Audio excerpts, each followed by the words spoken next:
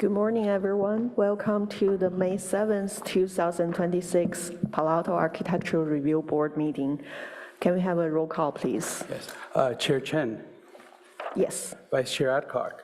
Present. Board Member Hirsch. Present. Board Member Jojarth. Board Member Rosenberg. Present. For the record, we have quorum, and noting Board Member Jojarth is absent. Thank you. Next is agenda changes, additions, and deletions. Do we have any? None today, thank you. Okay, thank you. And next is public comments. This is the time for anyone who want to speak an item that is not on the agenda. If you want to speak an item that is on the agenda, you will have it later this morning. And please note, we made some change this time. So this time is only open to people who are in the chamber that you can speak. For virtual public comments, you will have time later this morning. Thank you. Do we have any public comments at this time? Through the chair, I have not received any public comment cards at the moment for in-person public comment. Okay, thank you. And so next, I will hand it over to Claire for city official report. Thank you. Claire Raybold, Manager of Current Planning. Give me one moment. Get this up.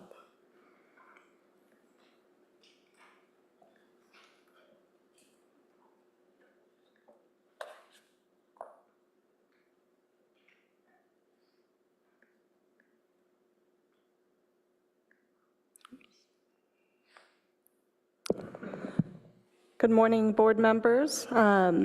Stepping in for Stephen today as the liaison. Just a couple of quick updates. So the items that have come before the ARB that are coming up to council soon include the 3781 El Camino Real, a builder's remedy project scheduled for next Monday, May 11th.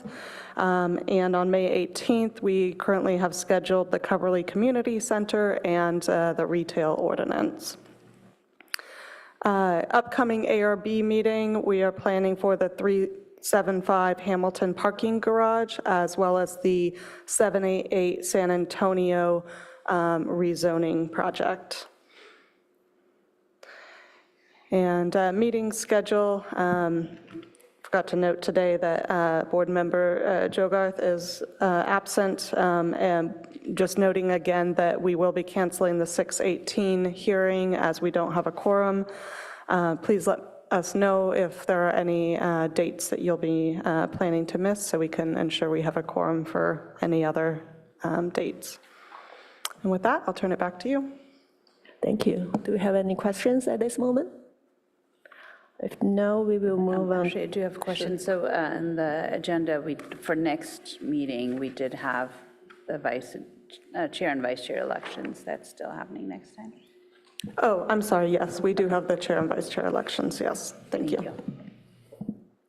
Okay, so if no additional questions, we will move on to our first action item, which is public hearing quasi-judicial 450 Lytton Avenue. Request for a streamlined housing development review to allow the construction of a 6-story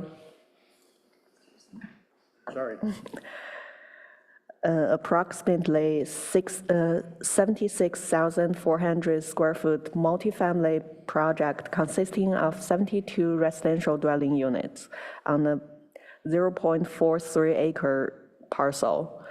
The project is 100% affordable housing and accordingly requests concessions and waivers pursuant to a state density bonus law. The city is evaluating eligibility for an exemption pursuant to AB 130. With that, can we have the staff report, please? Good morning, board members. My name is Nishida Kambikupa. I'm the project planner for the 450 Lytton Avenue project, also referred to as Lot T Affordable Housing Project. During this presentation, I will introduce the project, discuss the project scope, the applicable local and state codes, and any requested deviations that the applicant is requesting under state density bonus law. The applicant has prepared a presentation and will discuss the design intent and approach. Next slide. The project site is located in the downtown north neighborhood of Palo Alto, 1 block west of the University Avenue strip. The site is zoned as a public facility or PF district and is currently a surface parking lot with 52 parking spaces for permit holders and visitors. The adjacent uses are primarily commercial, with the exception of a multifamily building diagonally across the street. The project is also adjacent to a Category 3 historic structure located at 430 Kipling Street. Next slide. Since the Lottie Affordable Housing Project is a publicly funded project, the project was discussed with City Council at several occasions previously. The site was first introduced to City Council in January of 2025 and identified as a viable location to develop an affordable housing project consistent with Housing Element Program 1.4, which plans for the redevelopment of surface parking lots in the downtown Palo Alto area. In June 2025, the city formalized partnership with Alta Housing to develop the project. And Alta, in conjunction with Talk Architecture, presented a preliminary rendition of the plans to City Council in October of 2025. The revised plans were formally submitted for staff review in late January of 2026, which brings us to today at the ARB study session. The application is also anticipated to be heard by City Council in August 2026. Next slide. A quick overview of the project scope.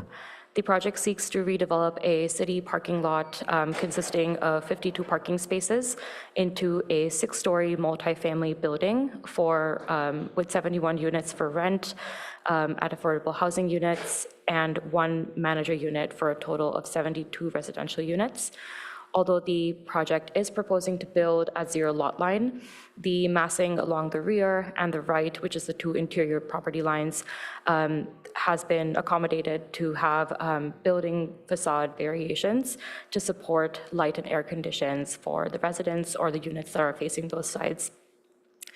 The proposed building height, as measured to the top of the roof, is 62 feet, and as measured to the top of the parapet will be 66.5 feet. No private open space is required within the public facilities districts, and none has been proposed, but a large common open space is proposed, which could be accessed for residents from level 2, and it's oriented towards the right interior property line. Next slide. Here, the slide shows the unit and affordability mix of the proposed project. The project plans for 4 studio units, 28 one-bedroom units, 22 bedroom units, one of which will be the manager's unit, and 23 bedroom units for a total of 72 units. The units will be restricted to households making no more than 60% of the area median income, with further breakdown for extremely low and very low income households as shown here. Next slide. I've also included a site plan here with the red arrow indicating the primary entrance into the building on Lytton Avenue. The project proposes to add street trees along both Kipling as well as Lytton, and also will accommodate for visitor bike spaces in the public right-of-way. Next slide. On level 1, or the podium level, will be the entry lobby, the mailroom, property management office, bike storage room, electrical and mechanical rooms, and the refuse area. Level 1 also includes a parking garage for residents with a total of 34 spaces, inclusive of compact and ADA spaces. These spaces will either have EV chargers installed at the time of proposal, or will be EV ready for future EV charger installation. Next slide. Levels 2 through 6 consist of the 72 residential units, along with amenity spaces, including community meeting rooms, service offices, and laundry rooms. Specifically on level 2, there is a common open space proposed in the form, which is enclosed on 3 sides and is open to the sky. Next slide. Here's a quick glance at level 3. Next slide. Level 4. Next slide, level 5. and level 6, where the red arrow is denoted with the roof access hatch. The roof access hatch is also shown on the roof plan, along with placeholders for solar panels and rooftop mechanical equipment, which will be proposed at the time of building permits. Next slide. This is the street view of the proposed project as seen from Lytton Avenue, with Kipling Street to the left and the 7-Eleven or the commercial property to the right. The proposed street trees are depicted in gray. Next slide.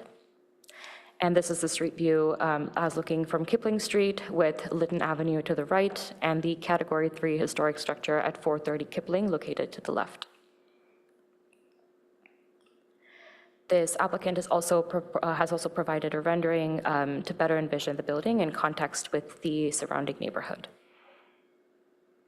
Next slide. Some key considerations for the ARB include that the project may not be denied based on inconsistency with the zoning ordinance, objective standards which the project is utilizing, or the comprehensive plan land use designation. Under state density bonus law, the city will not impose any maximum density on projects located within half-mile of a major transit stop. Since the project is located within half-mile of the Palo Alto Caltrain station and is a 100% affordable housing project, it is utilizing the aforementioned density bonus clause, wherein the applicant can request up to 5 concessions and/or incentives. And once these are exhausted, the additional waivers may be requested and reviewed by staff. And the list of these waivers or concessions has been listed in the staff report. Next slide. Lastly, the CEQA status. The city is evaluating the project's eligibility for processing this project in accordance with AB 130, which exempts infill housing projects meeting certain criteria from CEQA and also sets 6 strict timelines for city review and decision. Staff is consulting with Tamian Nation in according with tribal consultation periods provided under AB 130. Next slide. Staff requests ARB to conduct a study session to provide feedback and discuss any adjustments to the application such that it would better comply with the city's objective standards and pursuant to streamlined review for housing projects. Thank you for your time.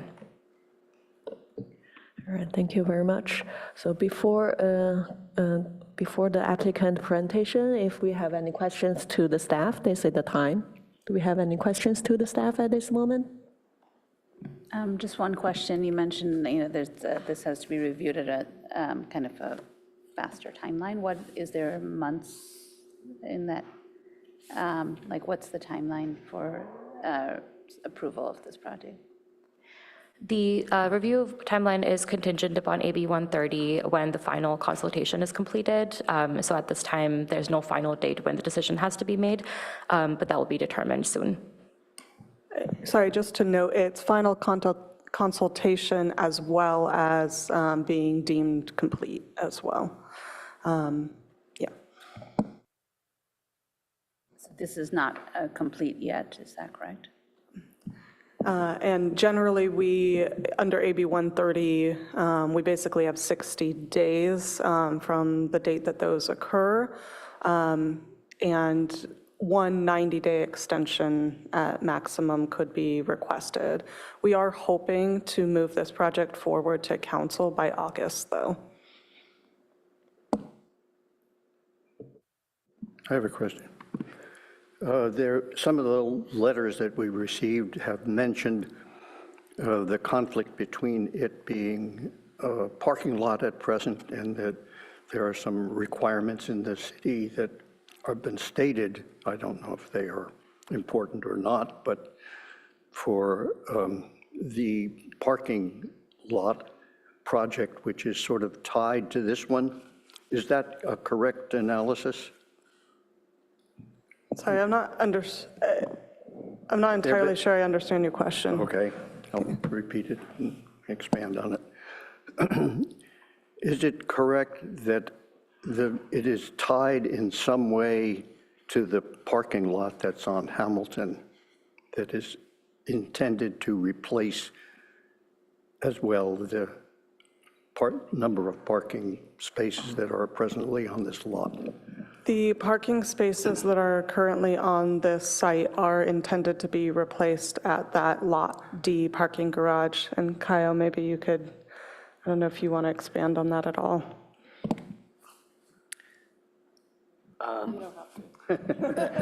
No, that's correct. The idea is under the housing element program 1.4, when the city redevelops any surface parking lots, it will Have to replace it yes, somewhere. it will need to replace any parking that is eliminated. And so the idea here was to replace those parking lots with the proposed garage at Waverly and Hamilton. Is there any legal connection there between those two projects, or can it be done in any time frame that the council decides on? The new parking facility? There is no legal connection. This is a housing element program that we are trying to implement. And so, while we are meeting that housing element program, there are no, hard and fast timelines or sequencing. I do know as a practical matter that the Lot D garage has been before you all for a major architectural review for one round of comments. It'll receive another round of comments. And the city council does have that garage as part of its capital improvement, proposed capital improvement budget for this year or next year. Okay. Yes. And their funds are there somehow for that, in case that question comes up. There Funds is, for the garage. yes, so there will be a combination of funding sources used for that project. But as currently budgeted, yes, there will be funds. Thank you. Just to clarify on that, so is it required that the garage is constructed and completed before these parking spaces are displaced? There's no sequencing requirement in the housing element. I think just as a practical matter, we are trying to expedite the garage, or expedite is probably not the right word, but we are trying to ensure that any disruption in the parking inventory is minimized by constructing that garage at least as close to the same time that we would construct, or the city would construct the proposed project at Lot T. But there is nothing in the housing element imposes a specific timing deadline as to the construction of the replacement parking. Any additional questions? If no, we will move on to the applicant presentation. To the applicant, you will have 10 minutes, and please state and spell your name for the record. Thank you.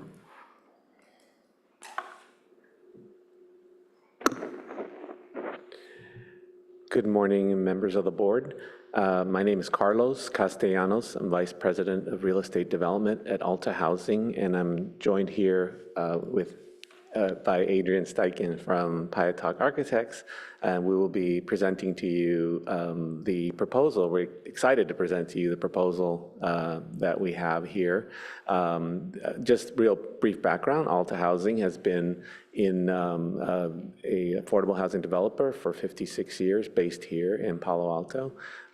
We have, I believe, 24 other housing communities in the city limits, and this is a great opportunity for us to move, to continue building into the downtown.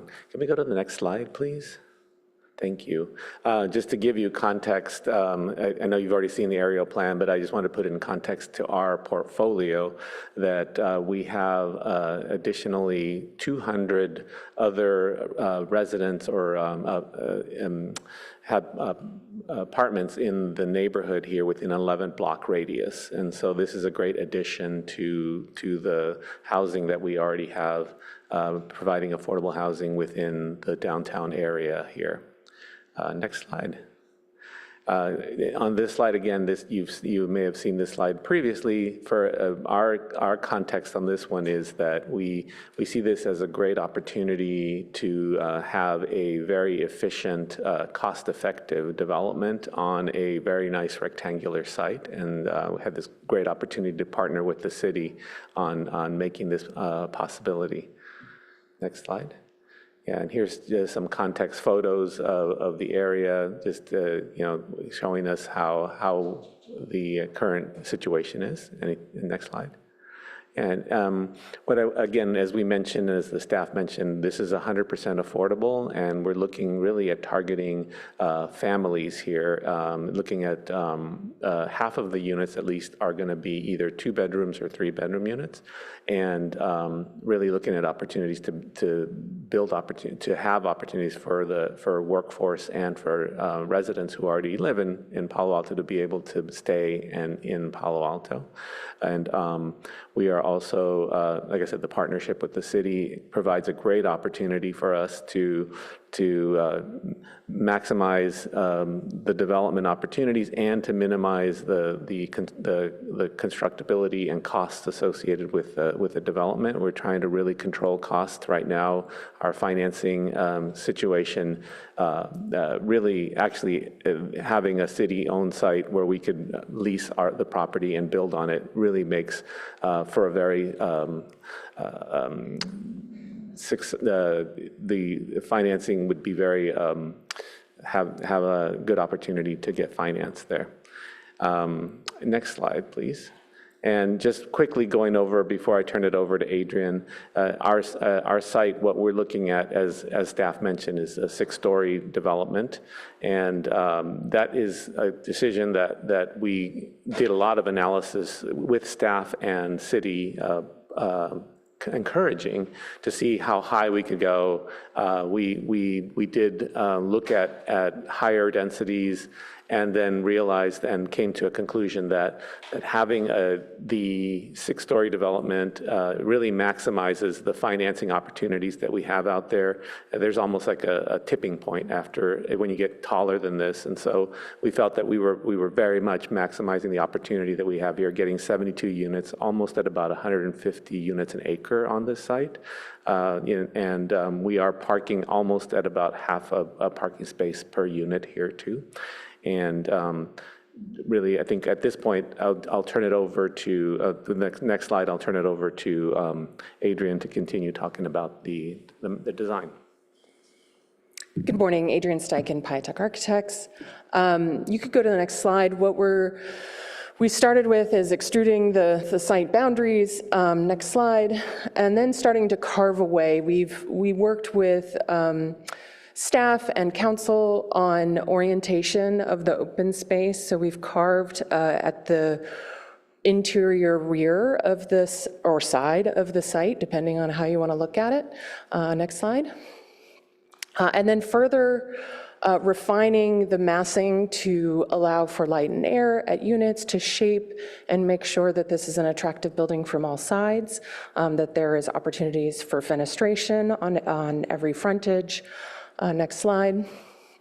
And then making sure that there are pockets for landscaping and improving the public realm along the ground floor on both Lytton and Kipling.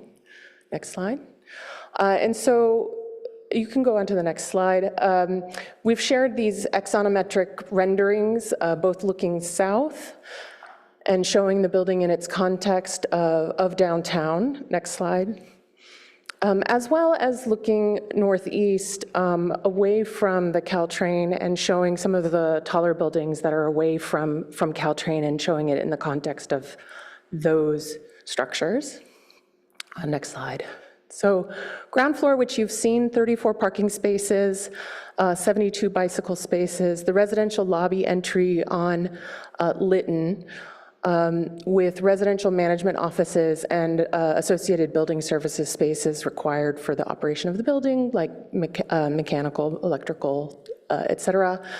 There's a significant carve out on the ground floor for a site transformer, and that we are using as part of the massing strategy to reduce the volumes, so taking advantage of that desire from the city and using it to our advantage to create some massing breaks in the facade.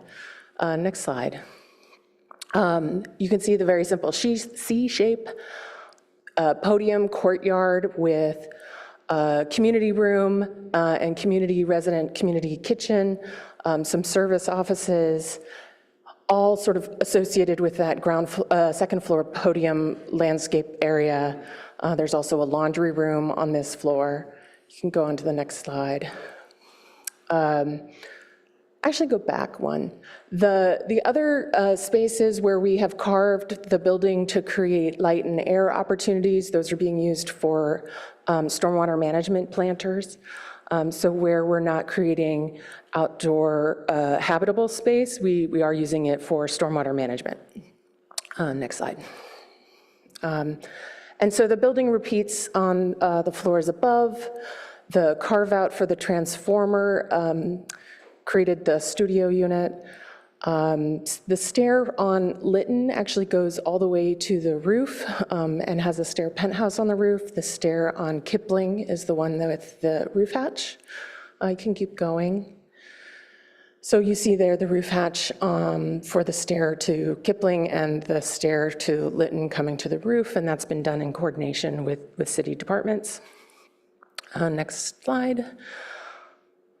Street landscape, you can see some in the pockets and the recesses. We're doing what we can to maximize and balance parking, but also make sure that we're making an inviting streetscape for pedestrians and treating all of our on-site and off-site stormwater management in the right-of-way or on-site as appropriate. Continue. Some examples of the street landscape items. Public bench seating, planters, some special paving at the front door, stormwater management, public bike parking. Next. Again, on the courtyard, a trellis, some screening trees, some children's play areas appropriate for family affordable housing, some benches and lounge seating. We'll, of course, do bay-friendly landscaping and low water use plantings, and then, as I mentioned, in the setbacks, the bioretention planters taking water from the roof. Next slide. Some examples of those landscape elements, play structure, seating, trellis spaces, and of course paved areas. Next. Some perspective renderings from the street level, the intersection of Kipling and Lytton. We have really tried to emphasize the front door of the building on Lytton without making a big sign about it. There is a raised two-story stone-like facade material that is adding emphasis to the corner, and then we're dropping that down as we move away from the corner and into the other massing elements. Next slide. And those are further trimmed with cornices to break down the massing and create a base metal top in the facade and the fenestration. Next slide. Here a close-up of the perspective rendering on for the main entry, and you can move on to the next slide. I see that I'm over time. Go ahead to the next slide. A view at night from that same intersection. That might be our last slide. Next. Nope. Night rendering of the entry. Next. Materials, building materials called out, provided for you. I'm happy to answer any questions. Again, and more detailed views of the renderings, of the elevations, and you can continue on. So breaking it down into multiple masses along the longest facade, making sure that we have fenestration on the interior lot lines where possible. Next, and that's it. Thank you.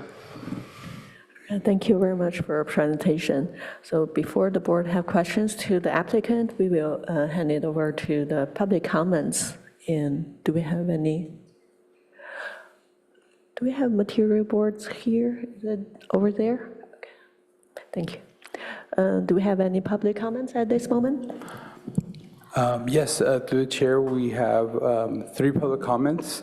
I will start with our first public comment, 1 in person and 2 on Zoom. Our first public commenter is Herb B, followed by Echo L, so I'll invite Herb to the mic. Okay, thank you. You will have 3 minutes, and please state and spell your name for the record. Thank you.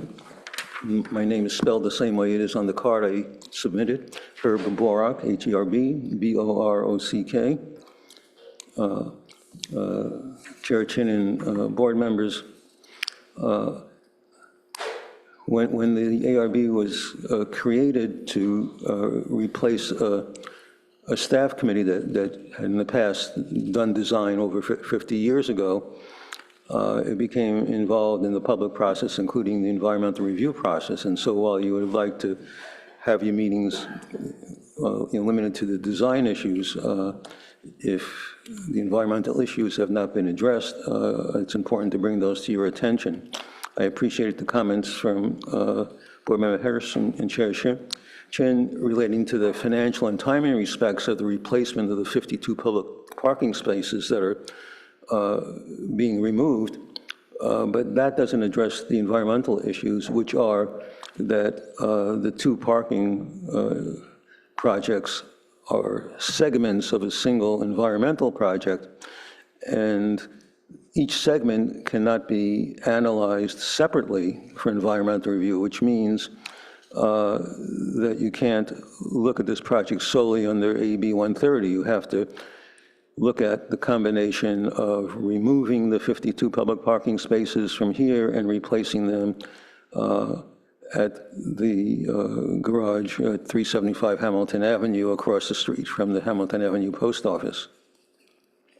Depending upon where the other project is in environmental review, it may lead to be having to then consider those of financial and timing issues. But to the extent that I know the environmental document hasn't been prepared yet here, they do need to be considered as a single project for California Environmental Quality Act.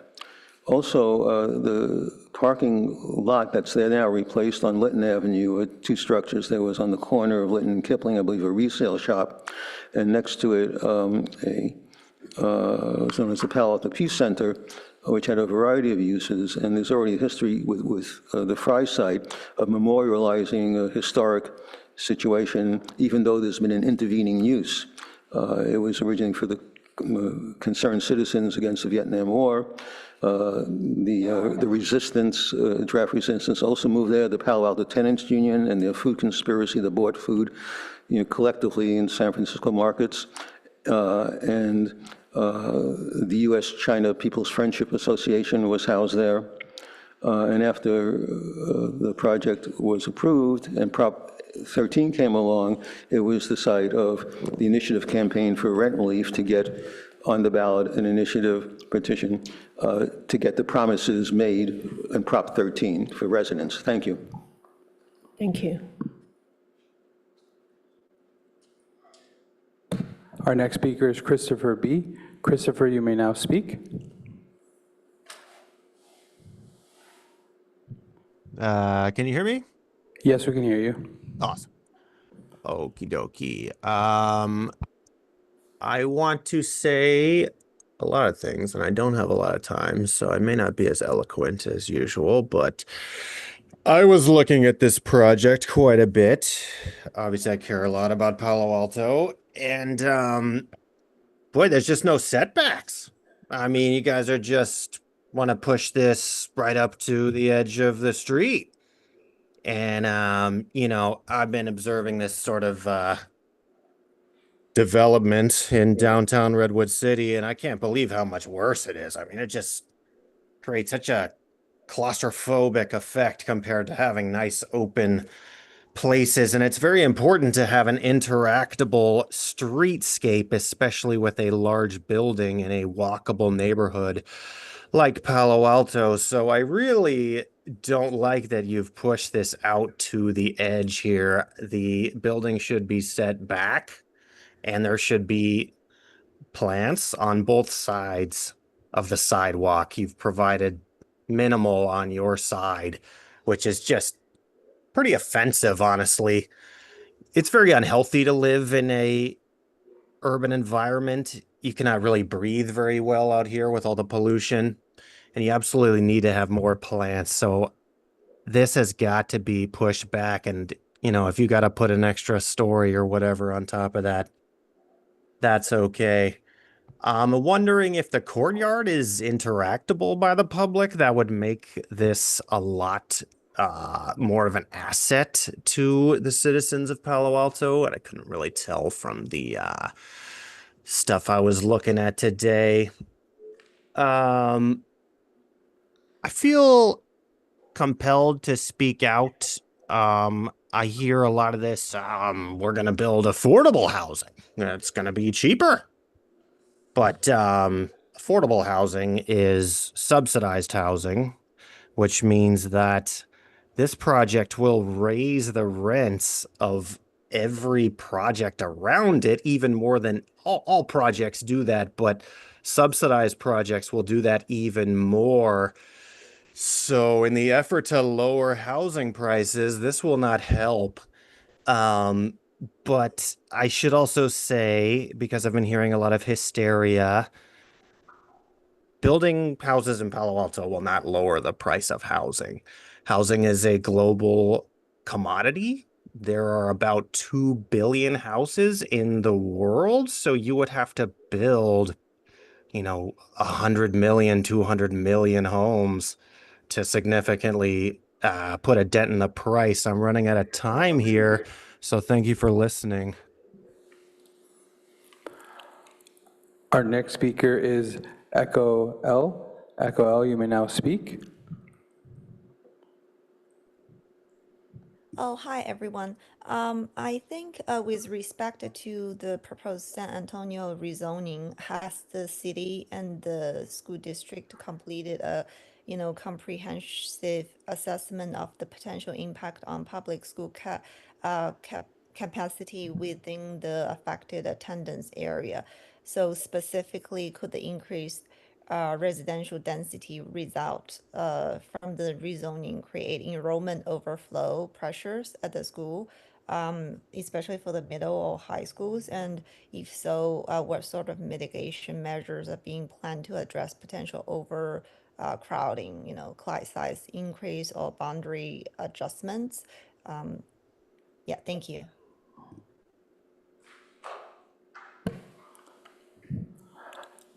Our next speaker is Jeremy L. Jeremy, you may now speak.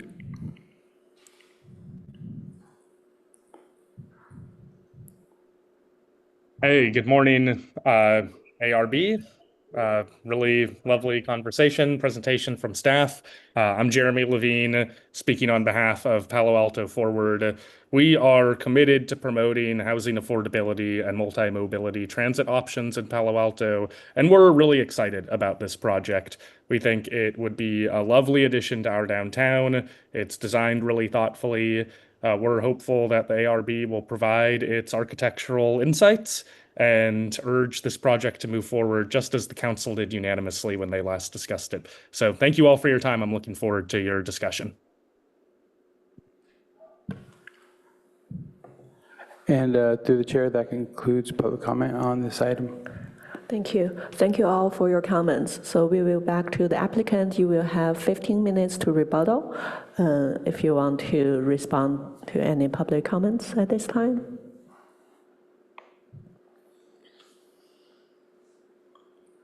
You don't have to if, okay. Okay, so we will close the public portion for this project and we will turn back to the board. Do we have any questions to the applicant? Who want to start? Sorry, the applicant does have an opportunity to respond to public comment in a rebuttal, if they would like. Yeah. Oh, I'm sorry, I missed that. I'm sorry. And they declined. So I had one question. Yeah. Just sort of for clarity's sake, you're going to be leasing the property then, huh? Out of curiosity, what's the term of that kind of lease? We are right now working with city staff on the terms, but usually it's a very nominal ground lease, annual ground lease, and it's usually the term would be hopefully close to 99 years, so it's a very long-term ground. So the building's going to be there for a long time, so we're trying to keep it a long-term lease, yeah. Thanks. I have a couple of questions regarding, I guess, setback and exteriors. As one of the public commenters also mentioned, it is right up to the lot lines. I guess two questions. One is, especially on the south and east side, where it's right up against adjacent properties. One is if either one is a historic building, I forget if it's eligible or listed, and the other is not. If, say, 5, 6, 8-story building came next door, how does that impact the residents of this in terms of daylight, livability? Yeah, the south interior property line to the 7-Eleven, we did study actually an orientation of the building that opened to the courtyard north with staff, and that study reduced the quantity of units because in order to provide adequate separation of the building and provide sufficient daylight and access to air, we really need to set back at least 10 feet, and we are right around 10 feet for the units that do face that interior property line to the south. Those units do orient actually towards the courtyard, and so those are secondary windows to that unit on both sides actually of the courtyard. The units that are most impacted by future development are the ones on the east interior property line. We did provide about an 11-foot setback for those units to provide adequate light and air and separation to the interior property line. It also provides some relief for light and air to the adjacent structure by setting that building back. So that's what we've been able to do to sort of maintain a usable and adequate courtyard, but also make sure that we're providing some variation in facade and make sure that we give light and air to the residents in this particular project. Hopefully that answers your question. Yeah, so is that also true for the unit that's on the southeast? Because that's the 3-bedroom unit. Yeah, it's really the only unit that faces directly south, and it is set back at least 10 feet from the property line. So what is that dimension from the south property line to that? I think it's 10. It might be as much as 11, but it's not more than that. Looks like 9-something in the plans. It's probably 9 feet to the inside of the wall, but 10 plus to the property line itself, inside of the wall of the podium. I see. So related to that, so that side is 9 feet. I think in my glasses, the west side is less than that. I think it's like 8-something. Are those windows operable, or do they need to be fire-rated windows? They're allowed to be operable when the separation distance is over 5 feet. So we have less, we can provide less openings, 5 feet to 10 feet, but we can still provide openable windows, and they do not have to be fire-rated at that distance. So and they are planned to be openable and not fire-rated. Okay. That's it for right now. And thanks to Board Member Adcock, I was jumping in, asking her questions on the side because I had similar questions to her. I'd like to talk a little bit about the exterior styling of the building. So you've got on the top, you've got these beautiful details for these corbels, things like that on the top, especially at the Lytton and Kipling corner. Around the windows, it appears in the renderings that they're pretty flat. However, I did note that there was a sort of call out saying that there was going to be some metal trim around the windows. Can you please clarify how you're going to treat the window trim? So what we've proposed is what's called a deep backset or a self-panning window on the street facades, which provides some additional depth from the plane of the building, the exterior facade of the building, to the plane of the glass. And then we're also proposing a thin fin, a metal trim fin that would project no more than 4 inches, probably 2 to 3 inches, that would create some additional perceived depth of the window and create some additional shadow lines on the facade. Would you consider sort of the overall style or aesthetic of the building, would you consider it traditional or modern? It's trying to walk a very fine line between both of those things, I would say. We did look to downtown buildings, including the hotel, that have sort of a Spanish style to them. We looked to simulated divided light windows. There are real divided light windows on that project, probably. But we were looking to those kinds of buildings around downtown Palo Alto for our inspiration. And recognizing it's a modern building, it needs to use modern materials, but also still reference back to the fabric of downtown. Okay, thank you. And then on the entry area, you have this sort of plinth overhang. I'm not quite sure how to describe it. And that's also angled as well, correct? Can you tell me how far that sits over the top of the sidewalk? Because that one does project past property lines, correct? It does. It is really the only thing other than the very, very top cornice that projects over the property line. Everything else is really contained within the property line. That projects over the property line, I think at its greatest depth, maybe 40% of the sidewalk width. Okay. And then it reduces down to more like 25% of the sidewalk width.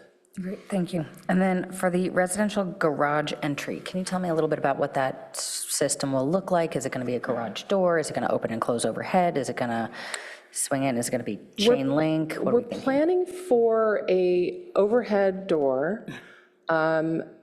We haven't gotten into that level of detail, I will honestly say, about how exactly it'll operate, but there isn't sufficient clearance for it to swing or to roll, so it will be some sort of overhead operation.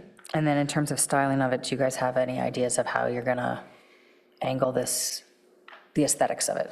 Say your question again, sorry. Sorry, so right now on sheet like A3.04, it basically looks gray. Yeah. Right, with panels. So I guess the question No, is this a we will color placeholder? it, yeah, it's a placeholder. We will color it so that it is consistent with the rest of the facade materials. All right, and then I'm also going to hold up the green color. Yeah. I got to ask about it, because in the renderings, the green looks much darker. Now, I'm a fan of this color, my phone matches it, but I'm curious where this sort of green came from in particular. Yeah, I think we have been moving around on that color for sure, and looking for something that is soft and quiet, honestly, as an attitude for the color. Go away green? Not a go away green, but a retreating, not trying to be big, bold color. Got it. Okay, understood. All right, that's all my questions for now. Thank you very much. Can I come back to a previous question? So you did mention that the windows are operable, and I did find on your sheet A3.07 that they will be single-hung windows, which goes back to Kendra's question about, the style of this. And your elevations have a 1/3, 2/3 proportion on the windows, but a single-hung window would be 50/50? It could be 50/50. In this case, as a type 3 building, we don't have to provide egress from windows or rescue from windows.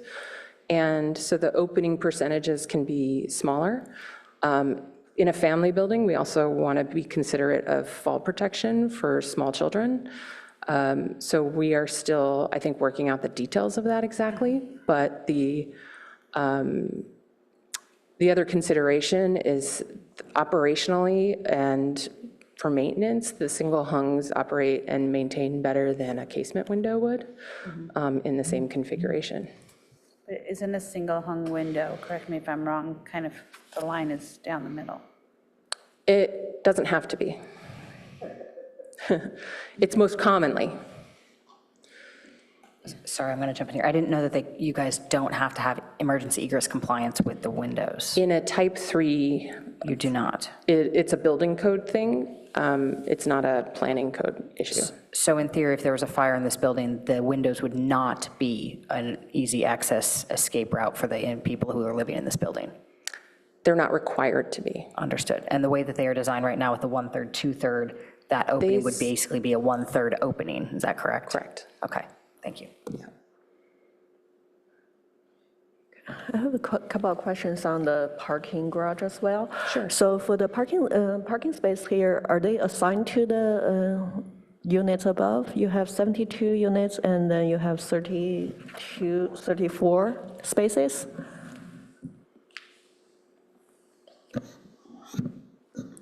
Our property management would, when they lease up to the residents, there's not an assigned unit parking. There would be assigned once the units, the parking spaces are determined with the residents who are coming in, whether they have a car or not. And then that would be an assigned space, yes. Okay. And since this is a rental property, so how will you deal with like the moving conditions? Is there like loading space for frequent moving in, moving out conditions? Is the loading, is that what we have on the street? I'm trying to remember the design right now. We don't have a loading zone specified yet. Okay. We don't have a loading zone specified yet. Okay. And so that is something you will consider later, or it's? I think that's something that we still need to work out with staff. Okay, okay. To clarify, there's a car-size loading space that is required. There's no truck-size loading space that's required. There isn't sufficient space on Kipling, but we're still discussing loading on Lytton and what we would like to have on-site, what we'd like off-site. Technically, with move-in, typically what would happen is they would get some sort of encroachment permit to temporarily have a truck parked there for loading. That's our, standard process that people go through if they need to use the right-of-way for moving. Okay, thank you. Can I ask a related question to that? Where's the elevator in this plan? The elevator, if you enter in from Lytton, it is in front and just to the right of the Oh, front door. okay. So the big There's a box. pair of elevators there. I see. Thank you. So it's not access from the garage side? There's Yes, a there's the door from the door. garage into that lobby where the elevator is, so that lobby becomes that mixing zone of coming in from the street, coming in from the garage. Thank you. And for the biking storage, currently you only have one door that is connected to the lobby. So do you have any consideration that it can connect to the street directly, like have an exterior door on the Kipling? We're not currently showing a street door for the bike parking. What we have found in properties is that door is not used to the street. People prefer the security of coming into the lobby. They may or may not put their bike in actuality in the bike parking room, bike parking spaces, because they may prefer to keep it in their apartment, even though the space is provided for them. Okay, thank you. And I think we also have some other response. Yeah, through the chair, I just wanted to mention that in regards to the loading that may come with households moving in or moving out, just one other thing that we mentioned to staff when we came up with the unit plan that we came up with is that we are trying to minimize the number of studio units, have more 1-bedrooms, 2s, and 3-bedrooms, because in our portfolio, we notice there's less turnover, and people, they tend to be more desirable to live in and grow. And so we also anticipate it would be maybe an initial move-in and occasional move-in, move-out, that in terms of maybe the larger vehicle loading area. Otherwise, it'll just be incidental dropping off of people. I think that the objective standards state that it is preferable to have the parking entry on a auxiliary street or side street rather than on a main street. I live very close to this project, so I go by it all the time, and I walk on the sidewalk as well. Why didn't you consider the option of putting it on Kipling Street as a sort of a direct connection and an opportunity to do that? Yeah, I can't recall why we did look at that and study it and consider it, and I can't recall exactly right at this moment why we discarded that option. Okay. But we did look at it and study it, for sure. The predominant location of utilities is also on Kipling, and so. Kipling. Yes. Well, I mean, Yeah, strangely, there's good utility access on Kipling, and that makes it a better location for all the utility spaces, strangely. well, we know that you have a electrical recess there for the. Transformer.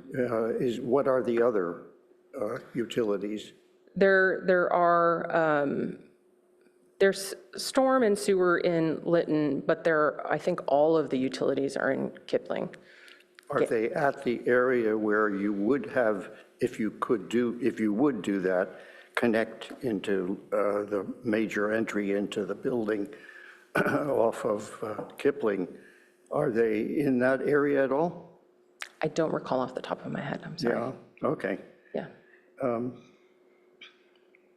There should be utility drawings in the set that we could refer to.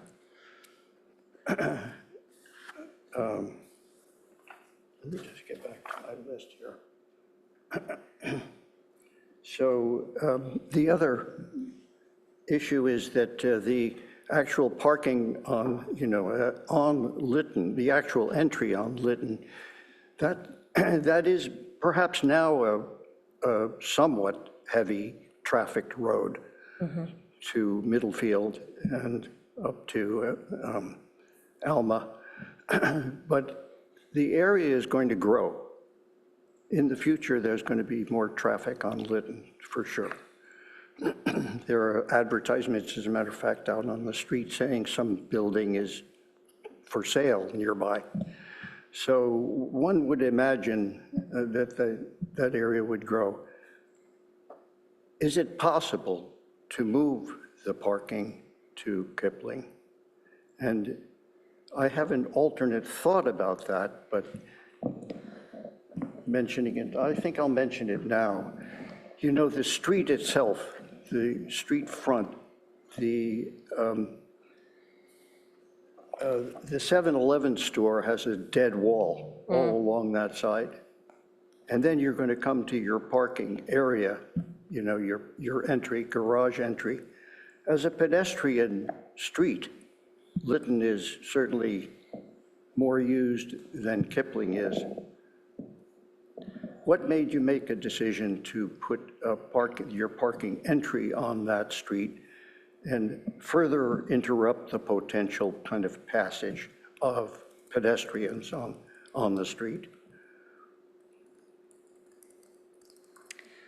As I'm going to go back to, I know we studied looking at different garage entries and maximizing the parking at the request of both staff and council.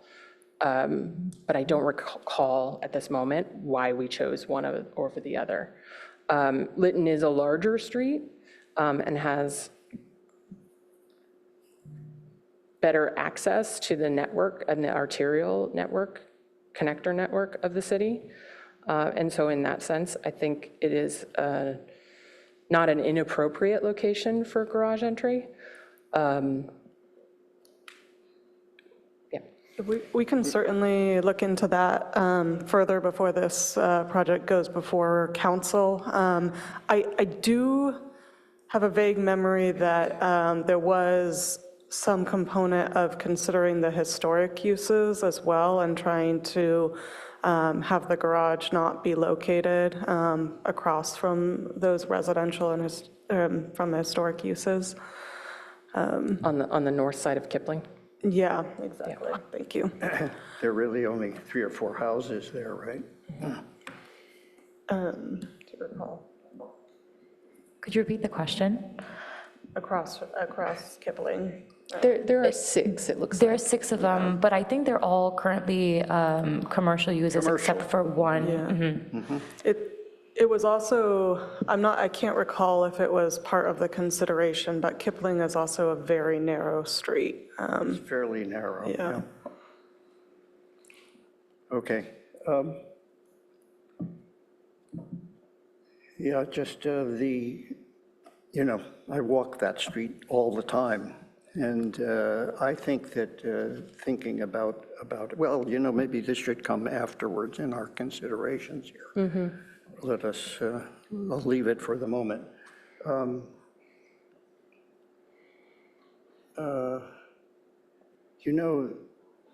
Why did you decide that the community room needed to be on the same level as the outdoor space versus the possibility of it being on the ground floor, where it might serve the community as well as the building itself? Yeah, I'll address that. What we refer to as a community room means the community of residents, and so it would not be available to the larger neighborhood. And it's really, and it works really well with the outdoor courtyard that allows for resident events that would be able to spill out into the courtyard and use, and depending on weather, also use the interior. Is it directly connected to the courtyard? Or It's, do you have to go into the hallway to go around? No, it's directly connected to the courtyard. So the trellis that you see in the plan is immediately outside of the resident community room. Well, the other reason I'm sort of suggesting the ground floor is it animates the street, So you have definitely, that's an alternate choice. I think you could think about the possibility of, if the entry were on Kipling, you could animate that street with the community room. I don't disagree with the activation of the street and sharing the life of the building out onto the street. I think is a incredibly positive benefit to the street life of any downtown, any walkable downtown. The challenge that we face in this project is the desire for resident parking and the demand of utility spaces on the ground floor leave us with not a lot of options to put that community space on the ground floor. It comes at it's a choice. Yeah, I mean, clearly it would impact the parking as well. Yeah. But there are other possibilities there. Stackers, or some portion of the garage could be stackers for longer term parking, and they could offer the possibility of even increasing the parking if it were necessary. Stackers would increase the overall building height to adequate. Not really. You could lower the floor level from garage to the stacker area, so it's sloped, and there's always the possibility of going down in stackers rather than going up. I just want to mention too that there's, from a development standpoint, there's cost implications, and we are trying to be very cost efficient, that the stackers, if you have to do a half subterranean garage, it's going to cost more, or doing the pit, and also if we do have to raise the first floor height. Then, and thirdly is that we have ongoing maintenance costs that will affect the operations of the building. It will have to have an annual additional costs that we have to factor in, trying to keep the rents low. Yes, but you'd have to think about it, and certainly analysis of that is going to be important to you. I can understand that. I've spent most of my life doing affordable housing, supportive housing, in fact. So we were always conscious of costs. But it would be an analysis that you could make, and make it reasonable to have more access to the sidewalk, et cetera, the community room on the sidewalk. And, you know, in all of my projects, and in fact, I think even in your Wilton Court, you have a community room on the ground floor. We do. We do have a community room on the ground floor at Wilton Court.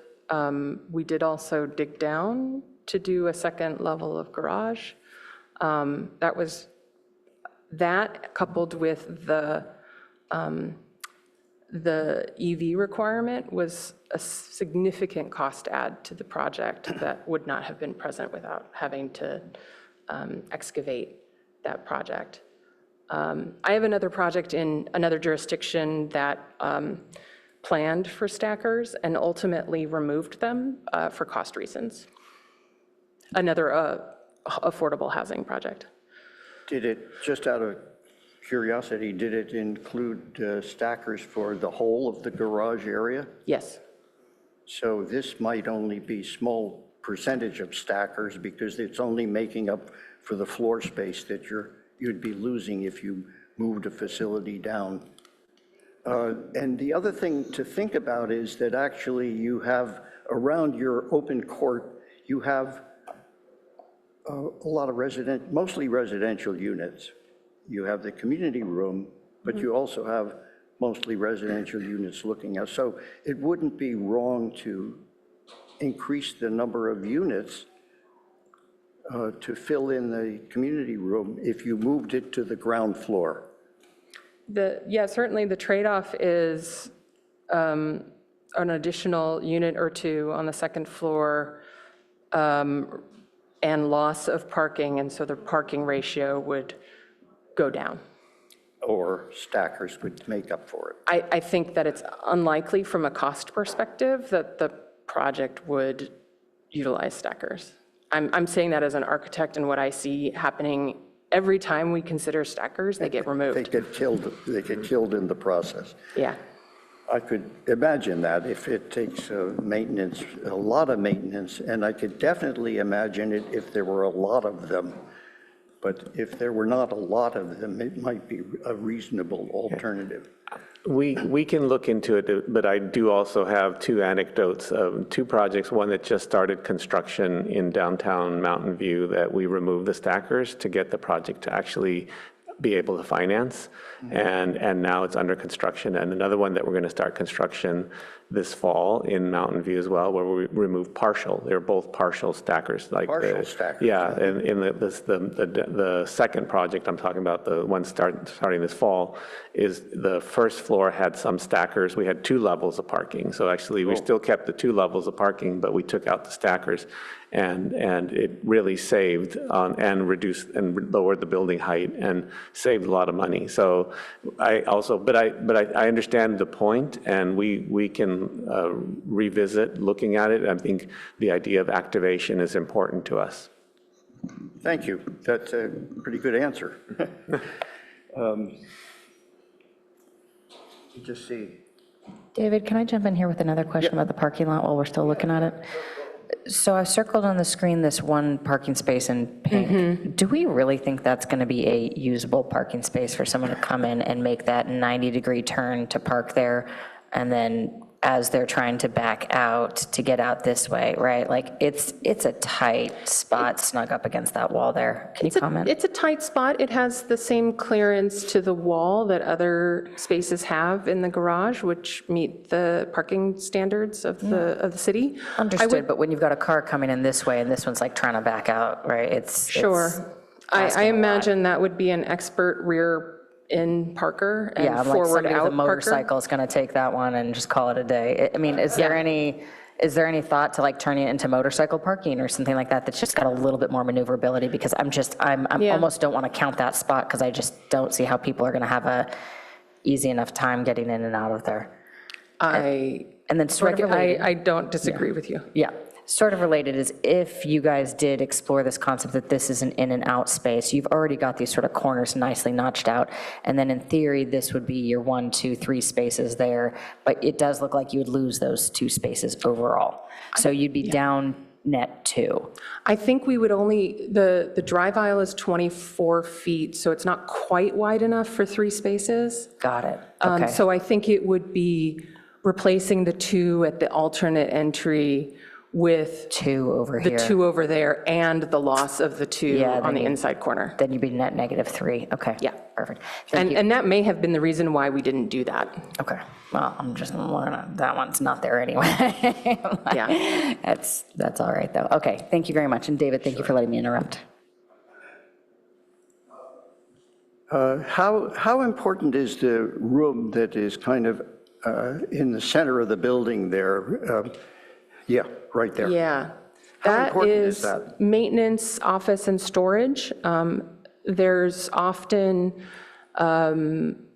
additional refrigerators, an additional range, equipment to maintain the building is kept there. These are really usable spaces by the operation and maintenance team for the building, and it doesn't take up valuable frontage because it's predominantly a storage space. David, am I seeing where you're trying to go with this? Yes, I'm thinking about, how about, Can you zoom out just a touch how more? about a double, how about, we've seen in. Some tandem spaces. Yes, exactly, you got it. I don't have property management here with us, but we tend to stay away from tandem because unless, and perhaps if there's a way you could assign them to the same unit, Yeah. it becomes a real management nightmare. Yeah, it seems to, maybe it's more used in places where people have two cars and, I could see that. I mean, certainly townhomes, is always that way, a possibility.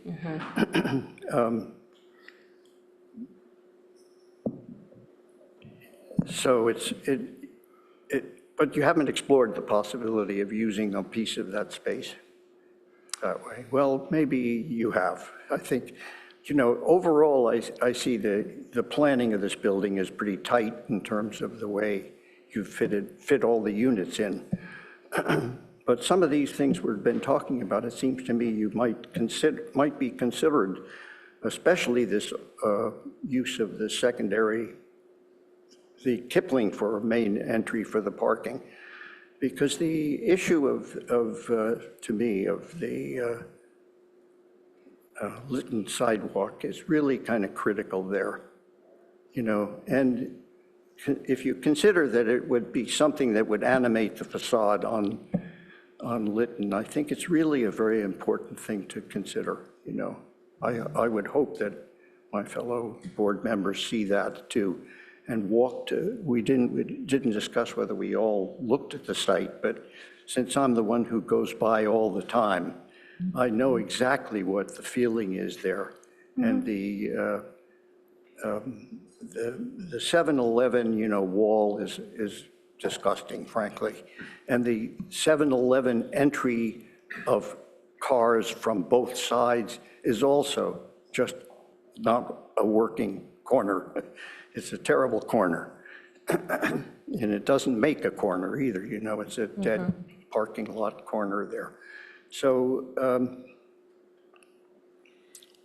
my point is, I think you understand my point here. I do. If you were able to move the community room down, you gain 2 units there. That's a net gain in units in the building. I don't see why you wouldn't consider this very seriously. I think we'll work with staff on that. Okay. Do you have any additional questions? No, I think I'm done at this Okay. moment. If you don't mind, I do have a couple of additional questions. So for the trash collection, will you take the sideway during the trash collection day, like staging the bins there, or along the sidewalk? How I it works? think they would stage right in front of those doors, yes. Not on the sidewalk on the street, because there will need to be a curb cut there, Okay. Sorry, so it wouldn't be a parking space anyways. I believe they would actually just be pulled out of the Or you think room. they- Yeah, okay. typically we design it so it's along the frontage so that it can be pulled out of the room so that it wouldn't have to be staged on the street. Okay. Yeah. Thank you for. Pulled out, lifted, put back, pulled out, lifted, put back. For all the different waste When you say streams? lifted, Or for the trash truck? oh, yes, yeah, exactly. So there will be a guy Yeah. who closely watch when the truck coming, and then they're ready to pull it out. So there would be a curb right there so that there's no parking, so the trash truck would come along, they would get out, pull it out, and have it, served. And as long as it's within, I can't really remember the exact distance, I think it's like 25 or 50 feet, they will do that without additional charges. Okay, so I think it's 25 feet. But it would also be staged like yeah, right 25 at the feet. curb, not in the middle of the sidewalk. Okay. Yeah, and I think we're saying staged, but I think it's for the moment that the bin is pulled out and then Right. put into few the more truck. minutes. Yeah. Okay. Yeah. Okay. And I do have a question about the stairs, the staircase along the Lytton. So it seems like the roof shape, if we go to the elevations, it seems like the roof shape, the materials used here are different from the rest of the project. Can you share with us about the thoughts? We are planning to shape the roof so that it is as minimal of a penthouse as possible. And I think we probably have a little bit of more refinement to do on exactly how that's constructed. But the intent is to shape it so that the street edge of it is no higher than the rest of the parapet. And then it lifts up to grant fire access to the roof. Okay. And another thing is about the laundry room on each of the floors. So since this is a family-oriented property, is it possible you have the laundry within the unit instead of like shared with different? It's highly unusual in affordable housing to do in-unit laundry. It is very, very common to have a centralized laundry facility. And in this case, we're choosing not to do a single large laundry room, but to actually put 2 sets on each floor, which we think it makes that more accessible to families and not having to truck their laundry all over the building. And then on the 6th floor, you have it noted as a music room. Yeah, and then we have sort of an extra room. We're providing the required amount of centralized laundry, +1 actually, and then have this additional floor. I think we could easily make it another laundry room if that was desired by property management, but it's also just an extra room for teens to go hang out in, for somebody to practice music, to have a quiet study room. It creates an additional facility for the residents with the addition of that space. So basically, for the people who live on the 6th floor, they will go down the stairs and you share with the other ones. Okay, got you. I don't have any other questions. Is it time for us to discuss, to have internet and comments? Thank you. Who want to start? Thank you guys very much for your presentation. I admit when I first saw the cover image, I went, oh, an old school downtown Palo Alto building. I love it. I have to admit that I'm a little bit disappointed by the straddling of the line between traditional and modern. I kind of wish you would pick one. And if I could nudge you in one direction, I think follow what you're doing with the corbels. Go a little bit more traditional, a little more articulation around the windows. I understand that affordable housing, every bit matters, and having trim at every single one of these, 150 windows is going to be a lot of trim. However, I think that your building would just be quite lovely if you just articulated these windows a little bit more from the exterior, gave them a little bit more life, and made it just a little bit more traditional. Lean into that, because the downtown is already highly traditional, and I think this would nestle right in with everything else that's going on there. So if I could nudge you in a direction, it would be that. On that same note, I would prefer, just again, aesthetic-wise, a true half-height single-hung window. The comment about safety, I very much appreciated that was a thoughtfulness. Now, my argument to counter that is that the sill height is really the biggest issue. So if it's, 1.5 feet tall for a toddler, or 2 feet tall for a toddler of an opening, they're going to climb out if they want to climb out. So that would be my comment on that. Now, if you're only opening at 4 inches, 6 inches, that's different. But if they're going to open at least 18 inches, that a little kid could get out. So just, either understand that and sort of embrace it, but I see where you're going with the third height. Personally, I think it would look better with a half height. Maybe you guys explore that. Maybe I'm wrong. I mean, just it's worth a second look, especially when you add a little bit more articulation to the window trim. On the aesthetics as well, the green, not my favorite, but I think you guys are still dialing that in, so I'll cut you some slack there, and maybe it tilts a little bit more yellow like it does in the front rendering, where it looks more like almost a leafy or living green, right? This one tilts a little blue. I mean, I know I'm getting really nitpicky here, but this one just looks a little commercial, for lack of a better way to say it. So I like the stonework at the base. I actually find a lot of value on the inside and how you've laid this out as well. I think that the trash is lovely to have. I always like seeing a centralized trash, and there's a chute on every floor, and it makes it nice and easy. It keeps the building functionally clean because people don't have to go all the way down. They're not going to leave their trash in the hallway because they don't feel like bringing it down, right? People move the trash through, which is a great benefit. I'm very appreciative you put parking in. You didn't have to. Right, and so it was noted in the packet that this is not a project that's required to have parking, and I really appreciate that you did it. I also, on a personal note, I'm not a fan of stackers or tandems or anything like that, because you're always fighting with somebody to get your car in and out. In the vein of, these Uber and Lyft, and we're seeing more and more self-driving cars, and we're seeing the cyber taxis and things like that, I think we are going to have less demand on parking over the next 10 years than we've traditionally seen. So some people, like me, probably will always have their own car, but there's going to be a lot of people that can do without a car. And so I think that this is a nice balance, as I would put it. Garage door, I would love to see that a bit more information on that. I think if it's just a plain gray, or God forbid, like a slatted steel one that looks like it's, blocking something off, that would be a huge problem.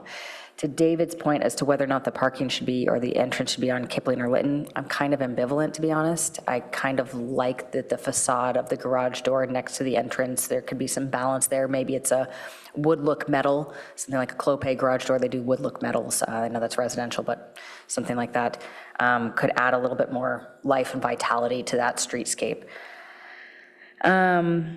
Getting a little bit nitpicky here. The studio has a massive bathroom. I mean, that thing is like dancing space inside that bathroom, so I would maybe just reevaluate the distribution of square footage in those studio apartments. While I like the concept of the music room, I think that's actually kind of a really nice idea. I think that it's going to be more beneficial for the people to be a laundry room. I really do. I think that for that 6th floor people to have to just go down a floor, it's just that one extra little bit of nuisance that if there was just those 2 extra units on the 6th floor, call it a day, everybody's lives are just that much easier.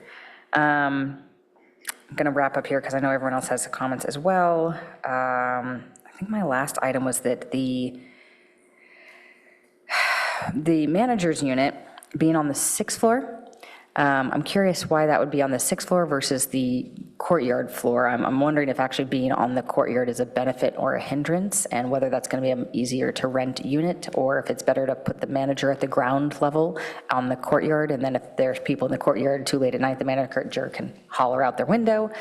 So I would just put that out for the consideration that maybe the manager's unit is actually one of the ones on the courtyard and also close to ground level and also close to front offices. But again, that's a operations question and clearly not up to me in any way, shape, or form. So last comment, I also really appreciated your axonometric drawings of the downtown area. Whoever did those spent some time on them, and it's very helpful to see this building and something so massive in the context of everything that's going around, especially having the historic buildings across the street, understanding the building we're in now is quite a tall building, and being able to see that in the distance. So those axon drawings were excellent, very, very helpful. And I appreciate they were cartoony and not like hyper realistic, because again, it gives you that impression without forcing things in too tightly. So overall, well done. I think it's a very thoughtful project. I'd like to see a little bit more stylishness on it though, if you don't mind. So that's my comments. I'm sure some of my counterparts may disagree with me here, but thank you very much. Appreciate it. I can go next, since a lot of my comments you already took care of, so thank you. Do not love the green, and I think it needs to be a little bit richer, more timeless green than this is going to get dated very quickly.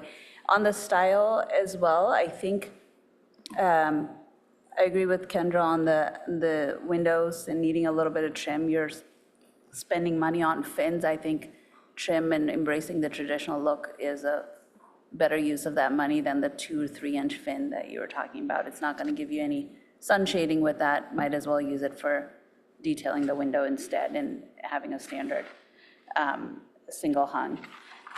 I think while you may not so require a move-in, move-out space, I think even just designating a parking space for a box truck, because it is a rental property, there's going to be at least a couple of families moving in and out every year, if not more frequently, in a 72-unit building. So I think making it convenient for people to be able to move in their stuff. I mean, these are pretty small apartments, so it's not going to be a massive U-Haul, but just being able to bring your stuff in and out easily, I think is important. So I'd urge you to think about that. Agree with the laundry on every floor. These are, intended for families with children. There's going to be a lot of laundry to deal with. On the overall massing, I am a little sad about like the blockiness and daylight and views, particularly, like you said, you're going to lease this property for 99 years, and we don't know what's going to happen in the 7-Eleven property in the future. If you can step it back at all on maybe 4th level or something, just to make sure that if there's another larger building next door, that daylight and views are not, completely compromised for these units. I think the garden on the community space on the 2nd floor is great, and I actually disagree with David on the community room, because in a place like this, like I used to live in a townhouse community where having a community room and outdoor play area adjacent is so important. Like kids, all these kids are gonna wanna have birthday parties, have like friends over. That community room where you can serve your pizzas and kids play outside, that pairing to me is a lot more important than activating the street with that community room, because if there's no outside play area, it won't be the birthday party space anymore, and I think that's really important in this, to make this a vibrant, like amenities is what makes this place, a nice place to live, not just your little apartment. So I think that's really, really important to maintain that. So thank you for this project. I think it's, as you already know, it's a much needed project, and I appreciate you bringing it forward. Thank you. David? Well, I'm sorry you disagree with me. Because I think there would be ways to animate the street, make it into a walking street, and consider a future neighborhood here. Because the neighborhood will be changing. And there'll be more both pedestrian traffic and an increase in vehicle traffic as well on Lytton for sure, because it's such a major connector.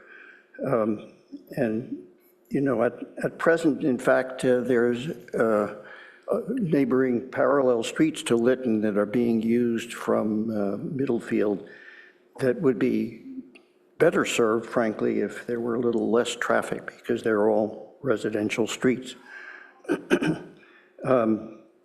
And Lytton, after all, being next to in the downtown, part of the downtown area is an obvious area for, and it's, going to have probably more commercial than it will have residential in the future. Or even if it's more residential, it will be residential which will respect the street a little better than what you're doing here. I don't think what is happening with the garage off of Lytton is a good idea at all. So I definitely think that the entry ought to be on Kipling, and I hope you do study it seriously. Knowing that the traffic turns in and turns out, et cetera, from a garage onto a street that is quite busy as it gets down to Middlefield, and busy during during, the business hours when traffic is on Lytton. And as to, the community room, I don't think really that outdoor deck it's a terrific idea, to have that deck. And I think the planning from the beginning has led to what the end result is here. I think it's kind of unfortunate, as noted, that some of those units are quite so tight to the property line, but I see what you're dealing with.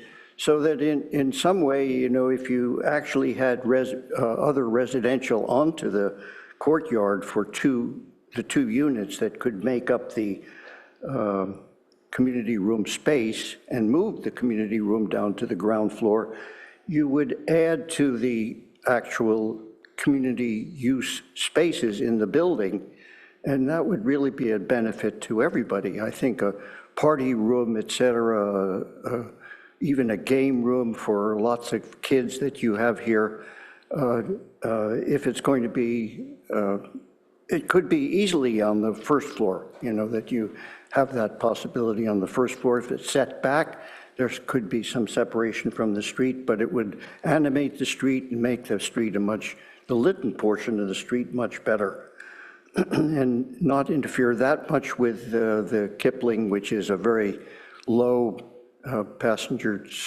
low pedestrian street, low used pedestrian street. So I think I've mentioned it enough. I hope you will look at it again. But my other concern is that the decision, in my opinion, the decision to make a sort of a partially traditional building is unfortunately it's an unfortunate decision. I really think that I know your firm, and I know your firm has really terrific capability to design buildings, and you've shown us that that's possible with Wilton Court.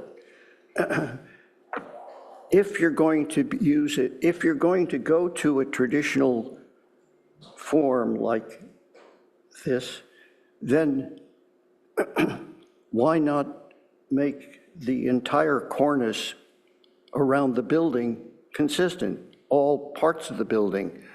Why should one portion of it not be consistent that way? I just don't think that the breakup and the decision as to how you have done a hierarchy of this building, you've done recesses in order to break the massing into these three larger pieces, or maybe it's actually four larger pieces. On the facade, to me, it doesn't make sense. I mean, the traditional way in which ground floors in Italy are done is you have the ground floor is one kind of element. The piano nobile on the second floor is another element, but that is the classical tradition of architecture. And it's been around for hundreds of years now.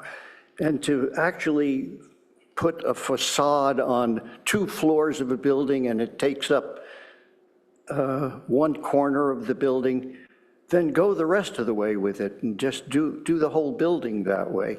What? But in terms of function, it never makes sense. So that's why I'm thinking that if you turn to a more modern idea and you explored it, and really, what happens in a building like this, and I know this for a fact, is that you design it from the inside out.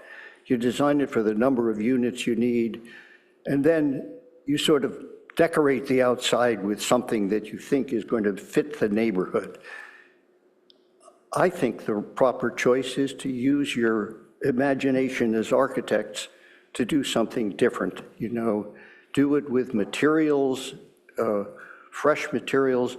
That street there, there's such a mix-up on the street right now, you know, the scale changes so completely from one end to the other.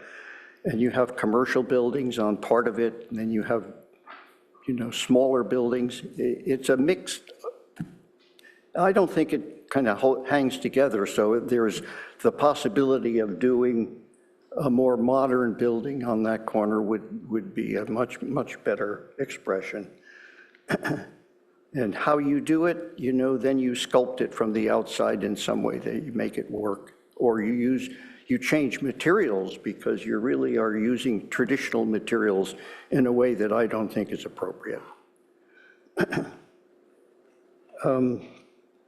But if you're going to do it, then do the whole thing that way. You know, do the whole base in stone up 2 floors for some reason. It would be nice if you could change the 2nd floor, but you can't because it's really a restricted housing building the way it's planned, and it ought to be planned too.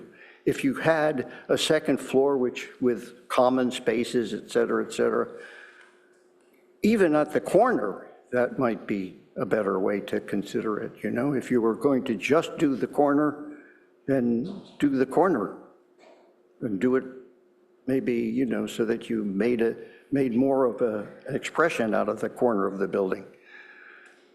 Those are my feelings. Aesthetically, to me, it's not a pleasing building, the way it's designed. But in terms of the planning, I think it's been very well thought out. Except I don't agree with the parking, the way it's working. Thank you. Thank you again for your presentation. You guys did great. You almost cover everything I want to speak.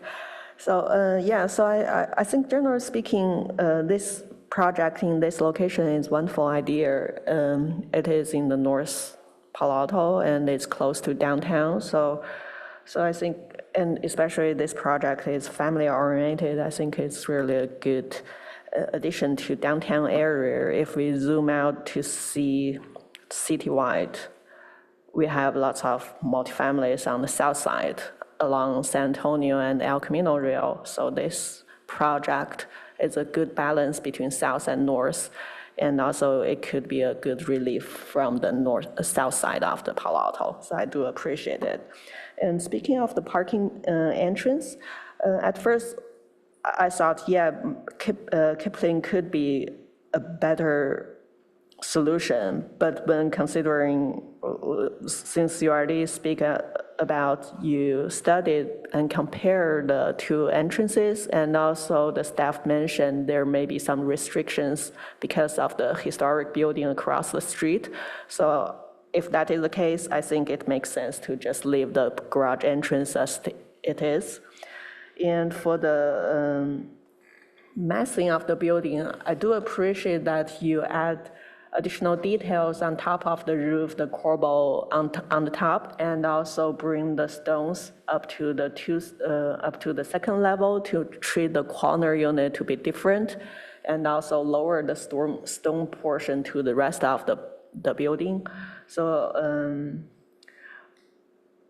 I think it's a good treatment for this entire building. But in the meanwhile, I think the entire building, if you look at the massing of the building, I do appreciate the breakout, the vertical breakout that you created to make the massing smaller.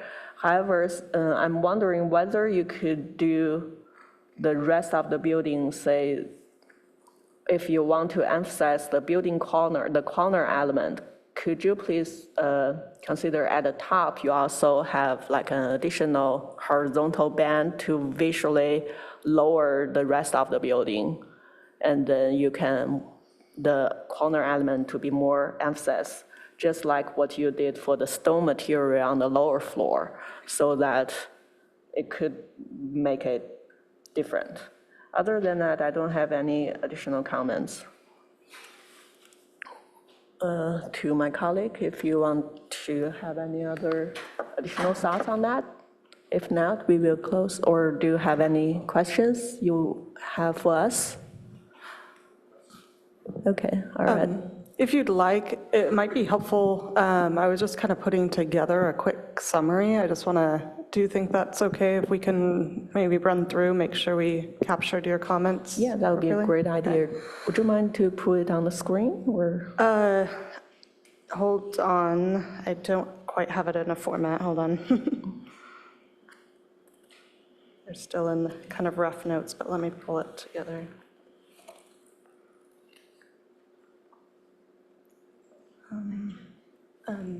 Yeah. These are the notes I had. I'm not sure if you're taking separate notes, but.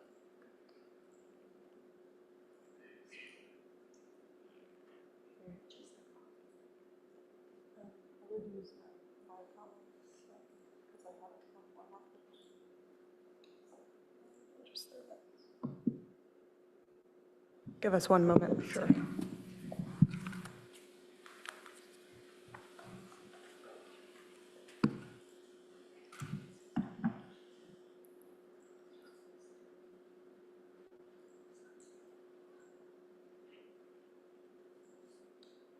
All right, they're up on the screen now. So they were still a little bit rough, but generally we're noting, consider the program music space to be another laundry room, reconsider the color of the green that's proposed, explore modifications to the windows design to have a more traditional look and a detailed trim rather than adding a fin. Take another look at the studio apartments and the ratio of the bathroom to the rest of the unit, as well as the location of the manager's unit. Continue the corbel. I'm not sure about this one, so correct me if this didn't quite capture, but continue the corbel at the top of the structure to have more consistency across the building. And then consider emphasizing the corner element by adding a horizontal band at the top to help visually lower the rest of the building. And consider the plan for move-in and space to accommodate a U-Haul truck. There were a couple of these additional items that maybe we didn't have consensus on, but we can, certainly speak to a little bit more as part of the council report of looking into the community room on the ground floor and looking into revising the parking garage entrance and maybe why we selected the Lytton Avenue. Does that? Corbel is actually cornice? Yeah, sorry, I wasn't sure exactly what was said there, so thank you. I think you're right. Well, there's a cornice with corbelline, so just And can you clarify maybe what, I believe that was Board Member Hirsch's comment about kind of maybe what you were looking for there? Extending the cornice, okay.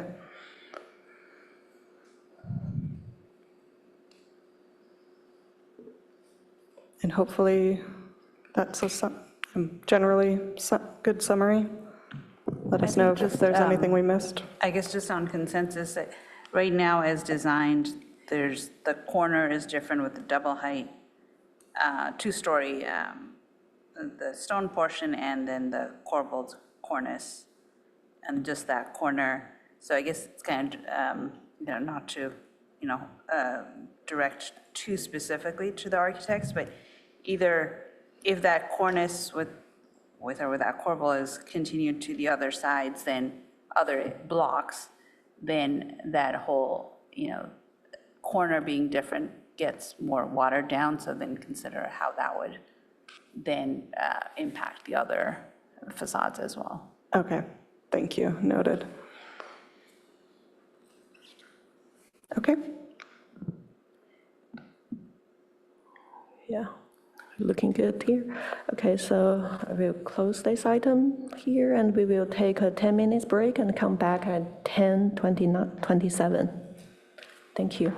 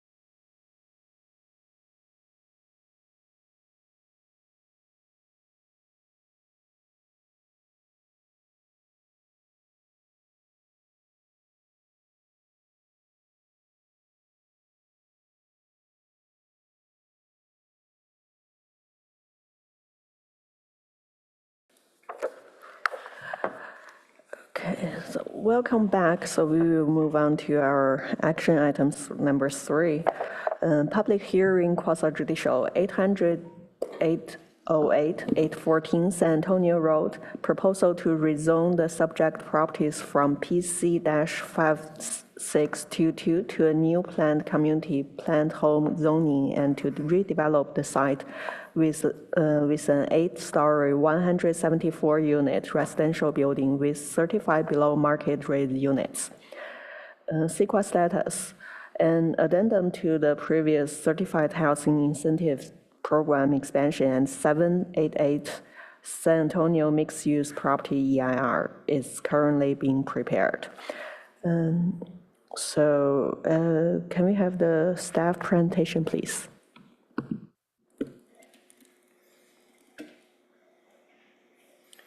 Alrighty, good morning, board members. My name is Joey Din. I am a senior planner with our current planning team, and it's my pleasure to present to you item number 3, which is, as you mentioned before, 808 San Antonio. It's for a planned community, planned home rezoning. Next slide, please. So since this is the project's first review with the ARB, I wanted to frame some of the design concerns that staff is hoping to get feedback on, such as project massing, step backs, the San Antonio Road street frontage, the ground floor design, parking and service areas, open space, and also just the general relationship to the San Antonio Road area plan. Now, no formal recommendation is being requested today. Environmental review and departmental review is still ongoing, so the project will return to the ARB for formal recommendation at a later date. But following ARB's second hearing and formal recommendation, the project will then go back to PTC for their formal recommendation, and then finally with PTC's recommendation, the project would then return to council for a final decision. Next slide, please. So the site is located on San Antonio Road near Leghorn Street. This corridor is currently characterized by 1- and 2-story commercial and service uses. It is in the transition process because there are several nearby either approved or proposed housing projects, including San Antonio Road, which I will mention later on in this presentation. Also 762 San Antonio Road and 824 San Antonio. Next slide, please. A little bit of the project overview. So for this PCPHZ, the project is proposing an 8-story residential condo building. The listed maximum height is 88 feet 6 inches. This is measured to the top of the roof parapet, but I also just want to note that additional height may be associated with the rooftop garden trellis and any other mechanical enclosures, which will be determined as the plans get refined. They are also proposing 174 residential units, of which 35 will be BMR units. No retail is proposed. The floor area ratio is 4.7, and they are also proposing 202 parking spaces to go along with it. I just wanted to note the current site plan or the current plan set that we have shows it as 202 parking spaces. This is revised from the 203 parking spaces described in the staff report, if you caught that.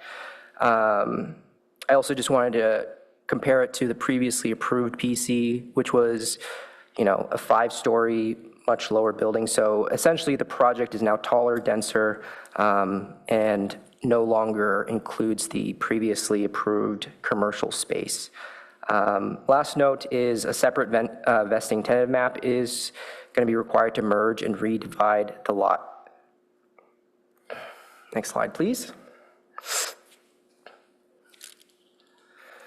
So for the site plan, the primary access will be off of San Antonio Road. This includes pedestrian access from San Antonio Road, to, giving ground floor access to the residential lobby, trash pickup, loading, and also the ramp to the underground parking garage will be located along the singular driveway on it looks like the north side of the site plan.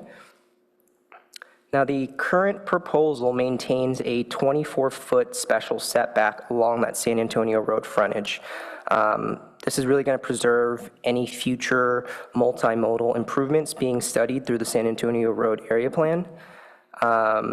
Staff just wants to note that PTC recommended an easement over the setback area, specifically for those future multimodal improvements, whatever they may be. So piggybacking off of that, any A or B feedback would be helpful in how this frontage functions in the interim before those future improvements are constructed, and whether this frontage as proposed supports pedestrian-oriented design.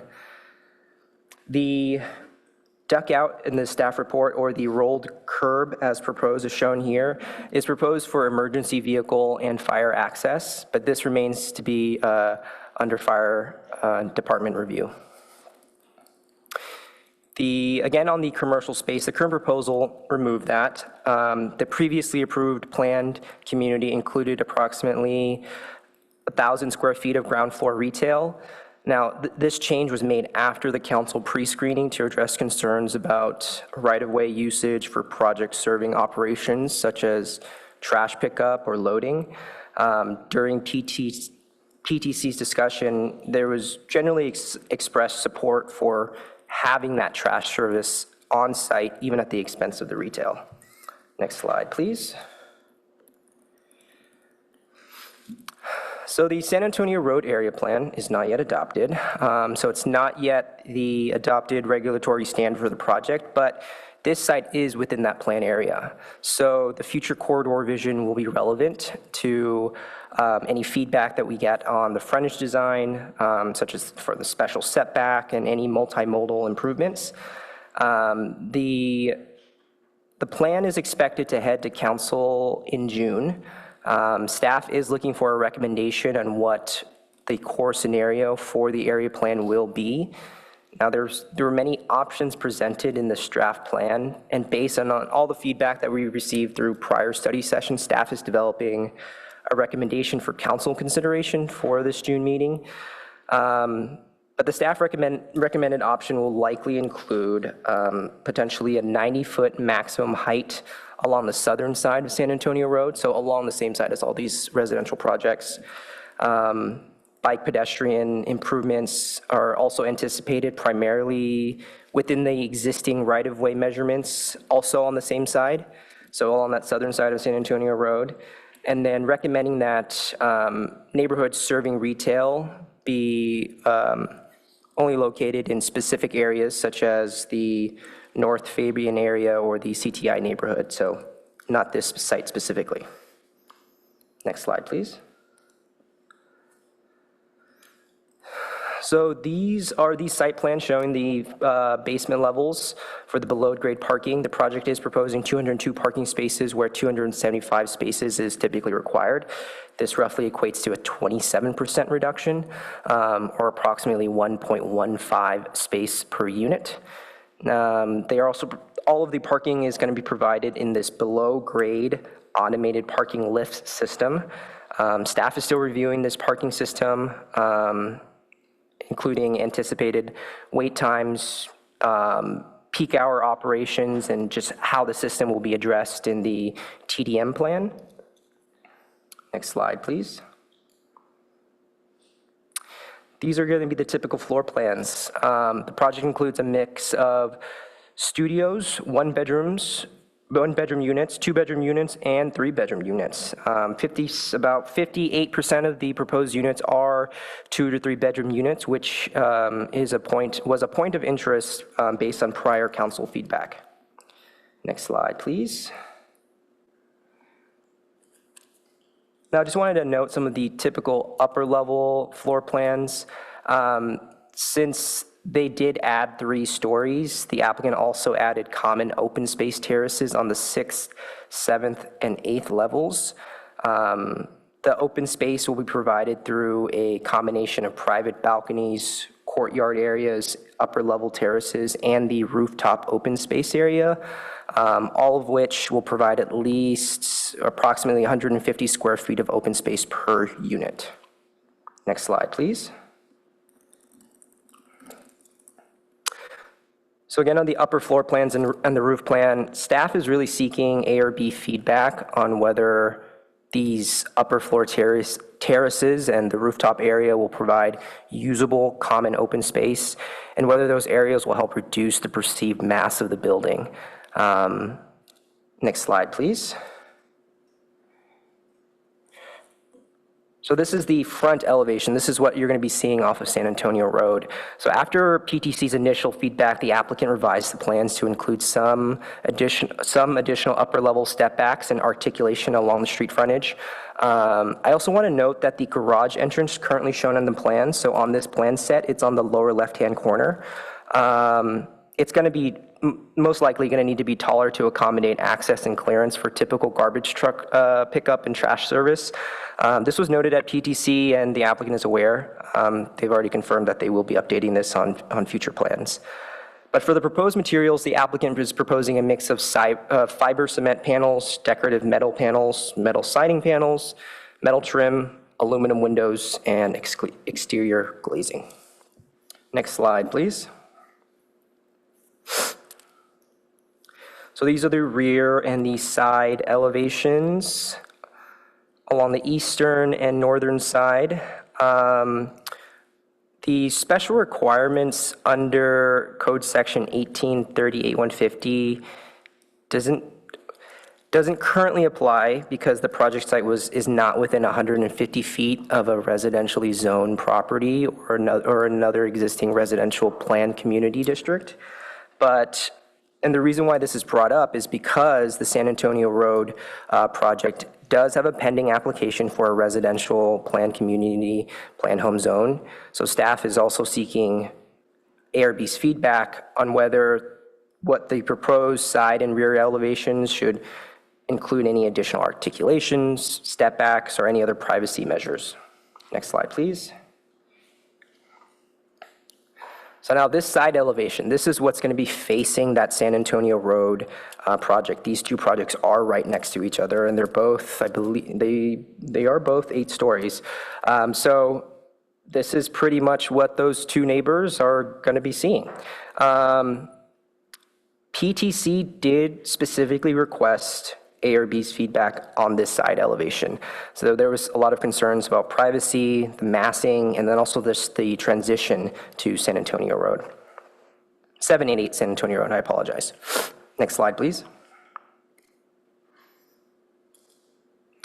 So this is a typical section of the building, and also kind of depicts the interior courtyard. It also kind of shows the relationship between the building height, the interior courtyard, and the upper level open space. It does provide a little bit of a depiction of what the shadow will look like, so it kind of illustrates how this proposed building may affect light within the courtyard and also some of the adjacent areas within. But you know, this is something that staff is looking for ARB feedback on, whether or not the courtyard and terrace areas are usable, whether this building form provides adequate access to light and air, or whether you think additional step backs or other massing requirements need to be considered. Next slide, please. So that since this is the first review with ARB and environmental review is still ongoing, staff is recommending that ARB provide your initial comments and also recommend that the project return to the ARB for a formal recommendation at a later time. Next slide. With that, staff's available for any questions, and I believe the applicant is also available in person, but also on Zoom as well. Thank you. Thank you very much for your presentation. So before applicant presentation, do we have any questions to the staff? Just one quick question. So is the previous approved, I can't remember, that was formally approved, correct? The previous PC? It was formally approved, yes. So that's just out the window and it's a start over? It is the current zoning of the site, and that entitlement is still active. However, they are proposing this project in lieu of that, constructing that previously approved project. Okay.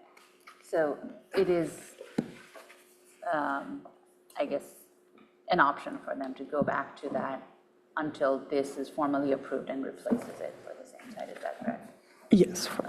And was the PC zoning changed based on the previous project? Is it like step one, and now that they got their foot in the door, they're switching out for this project? Or is it like, I need a little bit of clarification here. What prompted this massive change? That might be a better question for the applicant to answer. Okay, but basically, is it still contingent that the zoning is approved based on the building itself, or are those two decoupled? It's based on the building itself. It's been approved with the zoning for 75 units and that retail component. Understood. And the design that was previously approved. And so if this design is approved, the PC rezoning goes with it? Exactly. Okay. It would be a new ordinance rezoning the property. Okay, and that would not have the retail element to it for this version? Okay, understood, thank you. One more question, because it went from, what was it, 5 stories to 8, and it was 75 units, and now it's going to 174. So that's an increase of 100, almost 199 99. over 3 stories. So the distribution of unit sizes is start from scratch, is that how it is? I'm sorry, what was that again? Like the distribution of units, like, because there were 75 units before over 5 floors, right? So that's 15 per floor. But the way it's added now, it's another 30 per floor, just about 33 per floor. Is that like, the top 3 floors have a higher density of units, or like it's a replanning of the entire building of distribution of sizes and? I believe it's a replanning of the entire building. I can't recall off the top of my head. I believe that, yeah, like Claire's saying, I believe the entire building was redesigned to accommodate those units. It's not just higher density just on the top 3 floors. Okay. It is a different mix of units overall. Yeah, and I also wanted to point out in our packet page 66, it mentioned that the city council pre-screening, it seems like they're okay with the proposed 120 units within the originally proposed 5-story building envelope. So it is more like jumping from 120 to 175. Yeah, I mean, council, didn't make a formal, decision on that component. It was a pre-screening, so it's just a study session, but there seemed to be support from council for considering an application that had 120 units in 5 stories, which would, was basically a greater mix of smaller units in that previous design. But the applicant has come forward with a revised formal application that includes, taller and more dense building. And for the CEQA status, they filed an addendum, and it seems like it also associated with the adjacent property. So how does it affect this project?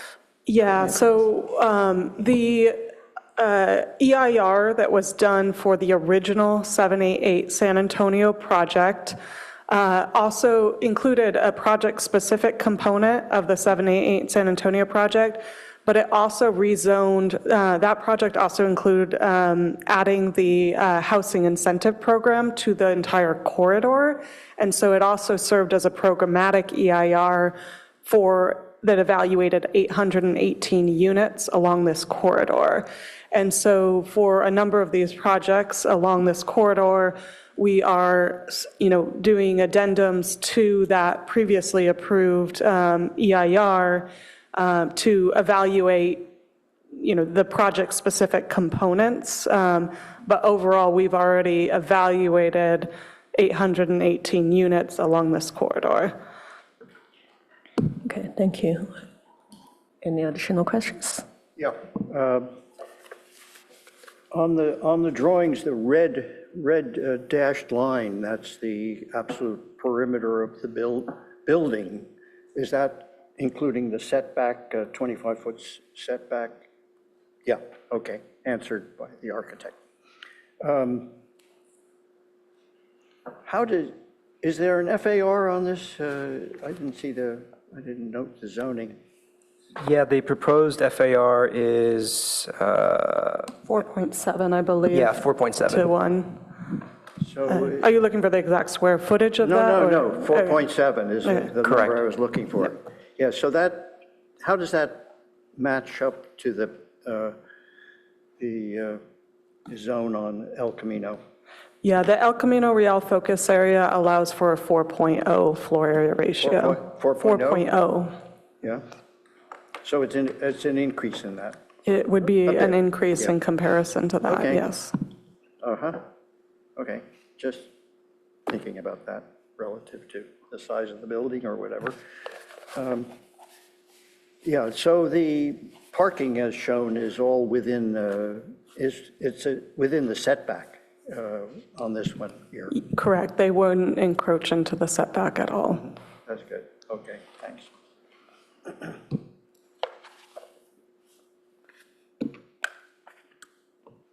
If no more questions, I will hand it over to the applicant for applicant presentation. Please state and spell your name, and you will have 10 minutes.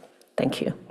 I'm the design principal at Launay Architecture, and thank you for your time today. I appreciate it. I know my client, who is phoning in from China, also appreciates it. I don't know if he has successfully logged in, but if you have questions for him, he's probably going to be available. So I think a lot of the questions revolving around this new proposal have to do with the difference between this proposal and the previous, so I'm going to talk a little bit about that. As you can see from the illustration here, this is an 8-story building, and I probably should show what we showed to the PTC. It was a very different facade facing towards San Antonio. We've made a lot of efforts to break down the facade into smaller components, and we can revisit that as we look at some of the other drawings. This is the previous one, and it's actually, for us, a little shocking to even see them side by side. They have a very different aspect. The question came, and I'll see if I can find the right document for this. Hold on. There we go. So the question was, why the change? And part of the answer has to do with, sorry, this is taking some time. There you go. Is that it's when we're presenting to the PTC initially for the 120 unit, what followed after ours presentation was our neighbors at 788 were proposing an 8-story building. And the reaction was that to have an 8-story building to the south of us would have made this building much less tenable as condominiums. And so that was part of it was just to be contextual with what is now appearing to be the desired aspect of the street. And then part of it is just because this is condominiums, somewhat the image and saleability. So that was one of the primary motivators. With that, I'll just talk about the front of the building is at the ground level very similar. We still have the 2-story lobby that looks into the courtyard beyond. The site plan, you can see as Board Member Hirsch pointed out, the red dashed line represents the setbacks at each of the different sides. On the front, the special setback in front, we have avoided being within the setback, either with the building, with any overhangs, and then also, as you'll see in a moment, with the subgrade, which was a question, I think, in the previous. So we've got a fully automated parking system, and this is essentially what effectively is 3 levels of a shuttle cassette system that takes your car. And when we go up to the next level, you'll see, but what I wanted to point out is that the entire footprint of the garage is within the setback lines, which was a question before. The previous one, as you can see, I don't have the setback lines on here, but you can see that it came very close to the property lines and was bleeding out into the setback area. This new scheme avoids that. It's much more compact. We still have some work to do on the first subterranean level. You can see on the back setback, we're still easing out into it. I believe that with some further refinement, we can avoid getting into any of the setbacks on any of the sides. So I'll just take a moment here to pause and talk about the operational aspect of how this works. The user experience is effectively you drive down, you pull into this bay here, this parking bay. It is accessible. So in other words, when you move your car in there, if it's a van, an accessible van, or if it is just a standard accessible car, the way that the dock is set up, it complies. You effectively get out of your car and you move on the circulation spine to the elevator, then the system takes your car away. And I think I included some links to videos that maybe you had a chance to see sent to Claire. And it's really fascinating. It takes parking, which really consumes so much space that we are trying to set aside for housing, and it compacts it because it removes the maneuvering space needed to get your cars in and out. The system does it. According to the manufacturer, the return times are 1.5 minutes. So once you call your car, the maximum you'd have to wait is about 1.5 minutes.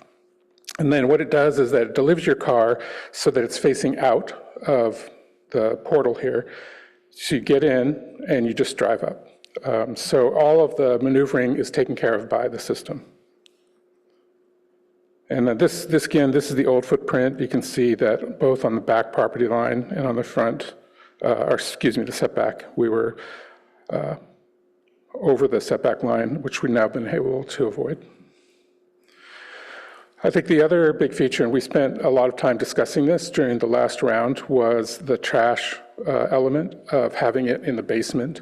And I know many of you may still remember that discussion. We had an ad hoc committee about it, and I think it was very educational.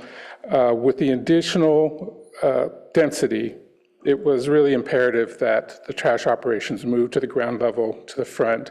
And so what you have here, what's shown in the kind of pinkish, is the maneuvering of a trash truck as it would come onto the site, would pick up trash in this area, would be able to back out and then move off the site, going head forward back into traffic on San Antonio. It removes what we previously had, which was a pullout, and trash would be picked up at the curbside. Now it's all happening completely within the envelope of the building. That loading dock would also function for move-ins and for casual pickup, so like either not self-driving cars, which we found out. Apparently one of the PTC committee members is working for a self-driving car, and he said they won't drive into that. But for Uber and Lyft, that would also act as a pickup spot when it was not being used for those other operations. So one of the points that the staff has pointed out, and thank you, Joey, for that excellent report, is that we've replaced the retail with an additional unit. And part of it is that we had the functions that formerly occupied the zone where the trash pickup, that took up a bunch of space that we needed to find other homes for. And to compensate, we have the 2-bedroom now immediately adjacent to the lobby. You see the bike room is back on this back corridor, one of the bike rooms. There's also a long-term bike room down the basement. So on this level, we have a gym addressing the courtyard. And just as a reminder, this is the older scheme where we had the commercial, we had the bike room on the front, switchgear, et cetera, fire pump. All of that has been relocated. And then one of the things you'll see is, and part of the reason for the addition of the unit on the ground is that in order to accommodate the fire truck, the garbage truck operations, this footprint in the upper left it's a double height space so that the truck can lift up the bins without colliding with the building. And then we have a series of additional open spaces on the upper levels, and this has 2 functions. One is to provide more open space for the building, a variety of different types of open space. And then also when we get to the sections, which I'll go to really quickly here, I'm just going to pass through this. I think Jerry showed those very well. I want to point out here, this section shows the step back at the top 2 levels, something that was missing in the previous iterations. And then this shows the step back addressing 788. So we are pulling back to allow more light into that space between. There you can see the front step back on the top left and the ramp. And then here is one of the other reasons for the terraces. You can see that on the lower section on the right-hand side, we've removed those units to allow more light to penetrate into the courtyard. Now, this is not going to be a very sunny spot. We openly admit that. In these days and times, actually having something that's a little bit more shaded for an outdoor recreation or a lounging space is desirable, just because it's getting hotter. And so we have a variety. We have the roof deck if you want to go sun yourself, but if you want to be outside in the shade, we also have the courtyard and the terraces. And then this just shows a perspectival section of the courtyard, the terraces, and then the adjoining building.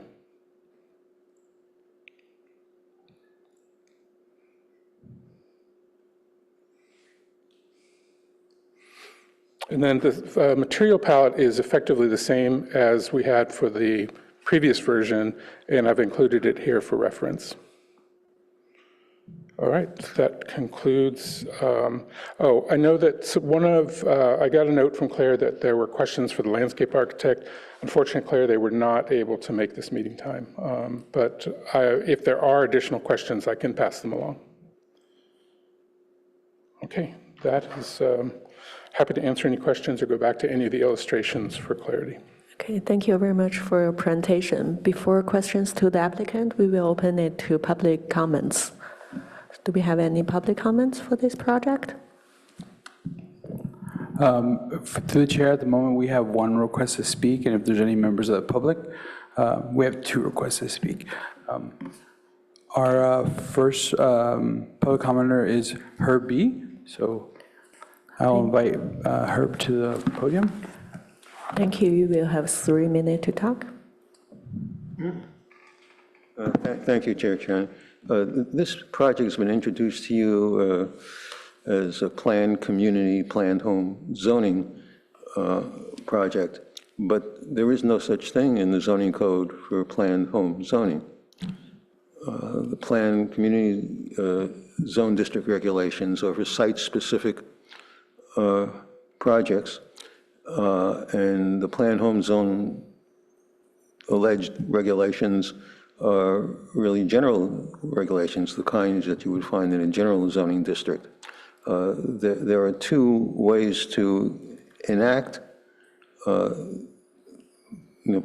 PHZ regulations, either as an amendment to the existing planned community zone district or as a separate zone district regulations. But that has never been done, and although there have been projects approved with these alleged regulations, nobody has had the inclination or the resources to challenge them in court. However, I think it's important to set into the record that there is no such thing as a PHZ zone regulations in the zoning code, either as a separate zone district or as a portion of the regulations for planned community zone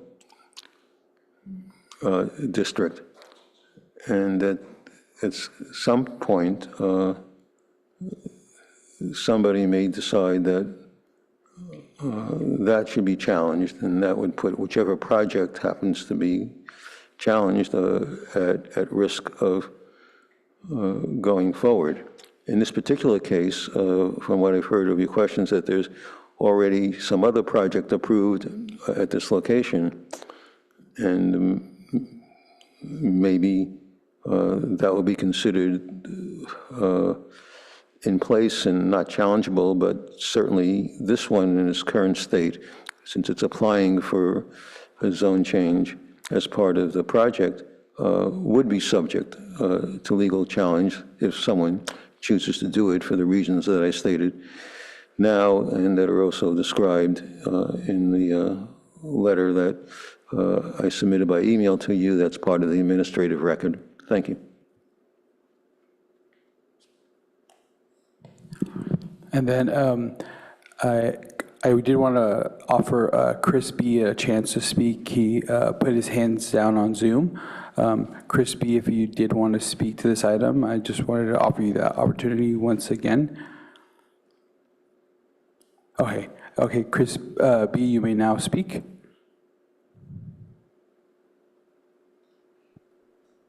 Hey, can you hear me? Yes, we can hear you. Awesome. I'm on the road here.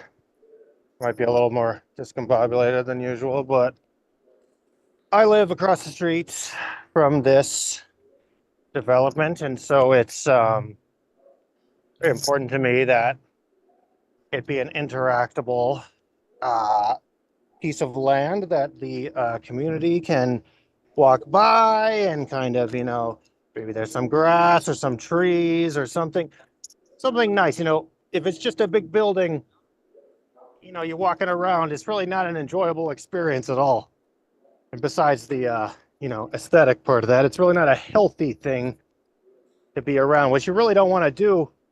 I mean, there is so much traffic on San Antonio, guys. I don't know if you've been out there in rush hour, but like people are literally in the intersection. Like you can't even move most of the time. I believe Ed Lowen gave us an F on our movement. So what you really want to do is have all these buildings really close to each other and create kind of like a stagnation of the air. You really want that air to keep moving.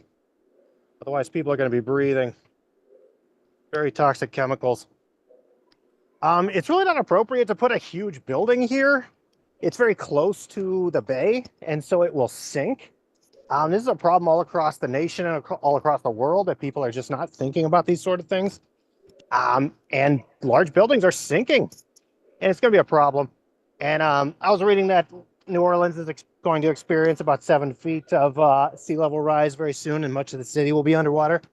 This is one of those places in our city. This is probably the worst place for that. So having a very large building is really just not a good idea. And I think this project encapsulates what I'm dealing with throughout the city and throughout the area with this housing hysteria. I mean, it's an appropriate place to expand. Like there's nothing wrong with expanding. We have a relatively robust economy, and it's been a while. Like why not expand, right? And then so you have a very reasonable, like an expansion, but still fits within the community and doesn't, destroy all of our values about the environment and stuff.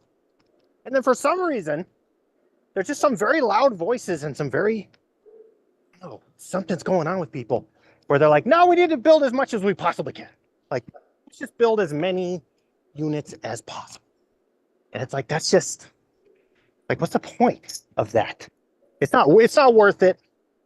I'm really not into it. I did like that I saw the setbacks and stuff. There's a lot more to say, but I'm running out of time. So thanks for listening. I hope you all have a nice day. And through the chair, that concludes public comment. All right, thank you. Thank you for our public speakers for your comments. And so we will return to the staff. So could you please address the comments from the first public speaker about the zoning questions? Sure, I'm happy to speak to that, and then the applicant also has an opportunity to speak. But to the first speaker's comments, this is through the planned community rezoning process, so they are proposing to rezone the property through that process, which is set forth in 1838 of the code. The planned home zone reference was a term that council coined that is the planned community rezoning process under a different name, but same process.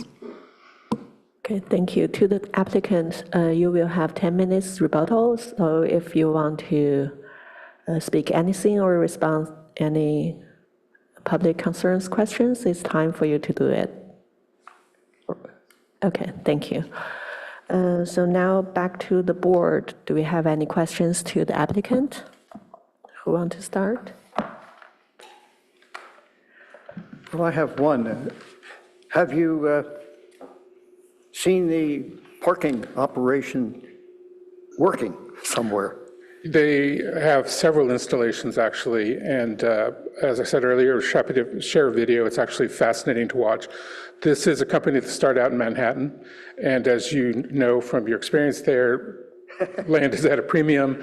So how do you jam as many cars as possible into the smallest volume? This company, Automotion, has figured out the formula. They're not the only one, though. We have actually been approached by a couple of other manufacturers who are interested in the project. I think there's just growing interest in fully automated parking because of the spatial footprint is so much smaller. Okay.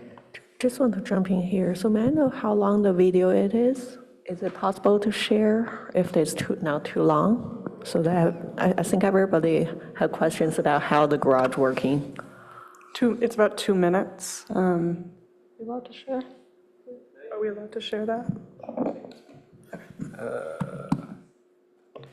We would like to note this is not an advertisement, purely for informational purposes for the public record. Yeah. Okay. Click the, Give us a moment and we can. the panelist link. Okay, got it. Sorry, give me 1 second. I'll pull it up. Thank you. Should I jump in and ask a couple of questions go while ahead. that's being pulled up? One thing is very obvious is compared to your previous, street elevation to now, the building next door also is much closer to the property line, right, than previously. So, it's right on your cover page as well. It's quite close. So I obviously have concerns about daylight and all that, but other than that, because you're like 6'7" from the property line, I don't remember my code exactly, but I think you're allowed 25%. That's correct. Opening? For the areas of the facade that are within the 5 to 10 foot zone, it's a 25% window allowance. So you are hitting the 25% as planned? I'm going to provisionally say yes. I have to double check with my team, but we did do window calculations, and I believe that's correct. And then we have a further setback to the porch, the Upstairs. terrace porch doors, and so that is under a different standard. Correct, yeah. On the, and are these going to be operable windows? Yes. Okay, so these are large squares, so is that casement, like what? That level of detail hasn't been determined yet, but typically in a luxury product, we would probably do a casement. Okay. And then I was going through the plans, I didn't quite count exactly, but it looks like most of the units have balconies, but some don't. Is That's there a correct. certain number that does not have balconies, and is there a reason? It primarily has to do with the location. For instance, I think there's a studio in the courtyard that doesn't have a balcony. There's one at the corner, on the southwest corner, so at the bottom left, that doesn't, because the transformers are located on the ground right at that location. And so nothing is allowed to obtrude into that space. But generally speaking, we've tried to be, then there's also, I think, a one-bedroom that is located at the northwest stair that does not have one. But typically, except for those studios, there's one that faces the special setback. Actually, I don't know if any of the studios have a balcony. And as far as the encroachment into the setback is concerned, the southeast, right side in plan, Yes. and the south side in plan are encroaching into the setback. That's right. The balconies are permitted. Okay. All right, thank you. It looks like Joey's ready with the video. We have the video. Sorry for that interruption earlier. Automotion works. The driver pulls into the entry and exit room. Light sensors measure the vehicle's dimensions, and with the help of laser scanners, properly places the vehicle on the pallet. The driver is then prompted to exit the vehicle and answer a few questions at the AutoMotion kiosk. The door closes, and laser scanners and motion detectors scan the entry and exit room, ensuring the safety of the vehicle, driver, and any passengers. The car is then photographed from several angles. The driver receives the AutoMotion ticket and exits the garage. Once the scanners and sensors determine everything is safe, the pallet holding the car is automatically transported into the system, and the quick change process begins. The occupied pallet is transferred onto the storage and retrieval unit, or SRU. Simultaneously, an empty pallet is placed on the elevator, allowing the system to process multiple cars at the same time. The SRU rotates the pallet to deliver the car to its appropriate parking space and properly positions the car for retrieval. In a continuous cycle, the AutoMotion system is ready to receive the next vehicle, minimizing processing time. When the driver returns, they simply insert their AutoMotion ticket and swipe a credit card to initiate the retrieval process. The system identifies the correct pallet. It then activates the storage and retrieval unit and delivers the vehicle to the entry and exit room.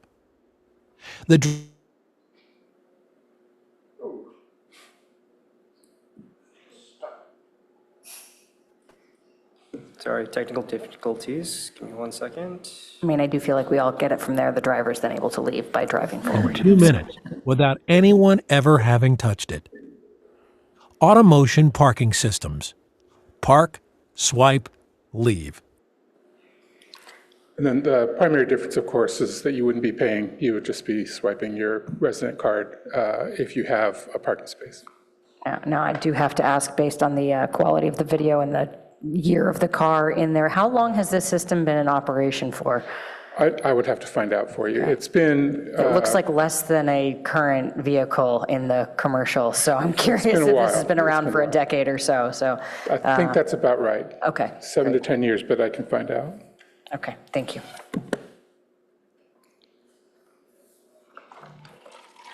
A related question to the parking. So on the basement level 1, you have 3 stalls there, but it seems like only 2 open to the tenants. Is it correct? Well, what is the third one for? Let's see here. Sheet A. Oh, those are the entry bays. So this means that there are 3 entry points. The one on the top is for non-accessible vehicles, the 2 lower bays. So the garages that you saw the person driving into, that's what is represented in each of these 3. I can see that the third one is drawn incorrectly. There should be a garage door on that. Oh, okay. Okay, gotcha. So there should be 3 spots. That's right. Instead of, okay. 3 bays to operate. Okay, thank you. Any other questions? No questions?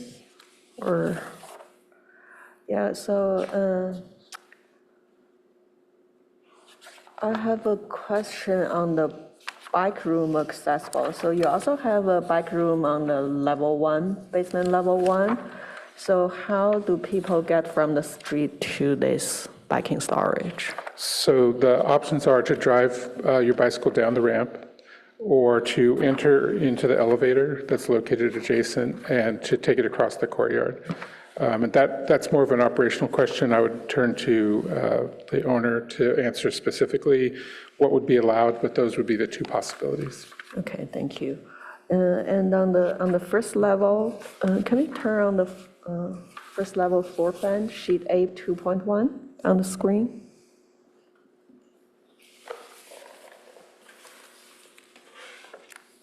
Oh, do you have that? Can you repeat the page number? Sheet 2.1, the first floor, the ground floor plan. There it is. H11? Yeah, A 2.1. So I want to clarify, is this the mailroom location in the courtyard? Yes, it is. It has access from both the courtyard and from the corridor, but it is just a covered space rather than enclosed. Okay, so it's covered? Yeah. Okay. Yeah. And on the front elevation, you show some screen at the front at the street level units. Can you show me on the plan where are they? The screens? Yeah, the fence or the screens on the ground level to create a courtyard or something like that? And this is the San Antonio facing units? Yeah. Okay. Excuse me. Let me see if I can find the right reference here. So on page A3.0,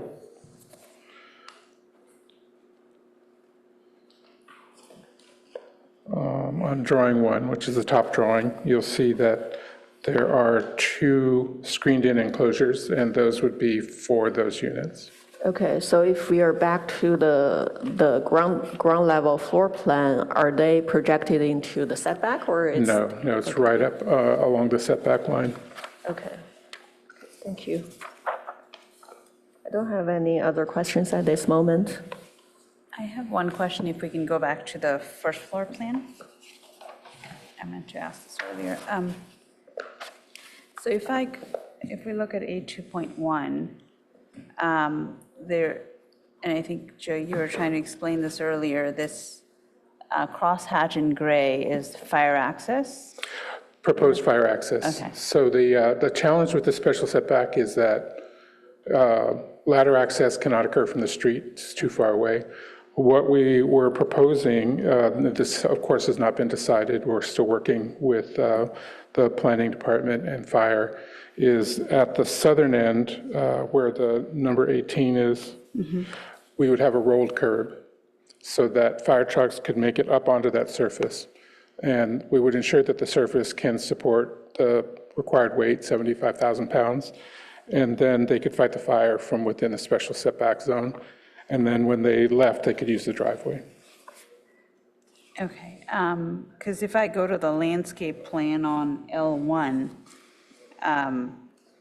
that is agave planting, I'm trying to like Yeah, match that's up the incorrect. two. All of that would need to be removed and replaced with paving.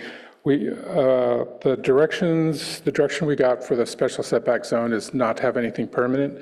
If in fact we end up with firefighting access in that zone, all that stuff that you see there will change to a surface that's appropriate. And I think that, as I understand it, for a ladder truck, it has to be a minimum of 15 feet away from the building. So we would still have a little bit of that zone that could be planted as a buffer. And you said from the street, I guess from the driving part of the street, because you have the setback and then there's sidewalk, right? That's right. Towards the street, so That's right. you are not hitting the 15 to 30 feet for aerial access because you're so far back. That's right. That's right. I think it ended up being something like 40 feet to where they would park. Okay. And I guess you're not getting any leeway from the fire department to be 40 feet away versus 30 feet away? No, as I understand it, it's not that they wouldn't want to, it's that the truck itself cannot operate under those conditions because of the cantilever, but I would have to ask the fire marshal. Okay. I do want to clarify that we are still in discussions with fire about what the appropriate solution is on how we address the fire. I know that they do have significant concerns about the building not being within 30 feet of the curb or the apparatus not being able to park without being able to go up on this area. But we are trying to kind of work out what the solution would be. And it is anticipated that this would require an alternative means and measures report to document how, what was agreed upon in terms of compliance with the fire code. Yeah, because they're kind of between a rock and a hard place because they have to put the Exactly. 20-foot setback, but now they can't hit the aerial access distance. Exactly. Since we're proposing a type 4 building now rather than Previously, it was type 3 over type 1. There may be some relief there that we haven't quite delved into, just in terms of increased fire resistance from the structure itself. So for instance, in a type 1 building, you don't need aerial access. You just have enhanced like standpipes in the stairs, that kind of thing. That might be another direction that we explore with fire. Okay. It would be nice to have a landscape frontage versus paved. It would be. Okay, thank you. If no more questions, we will just turn it back to the board for internal discussion and comments. Anyone want to start? David? Yeah, happy to start. Yeah, there are a lot of technical problems to solve in this.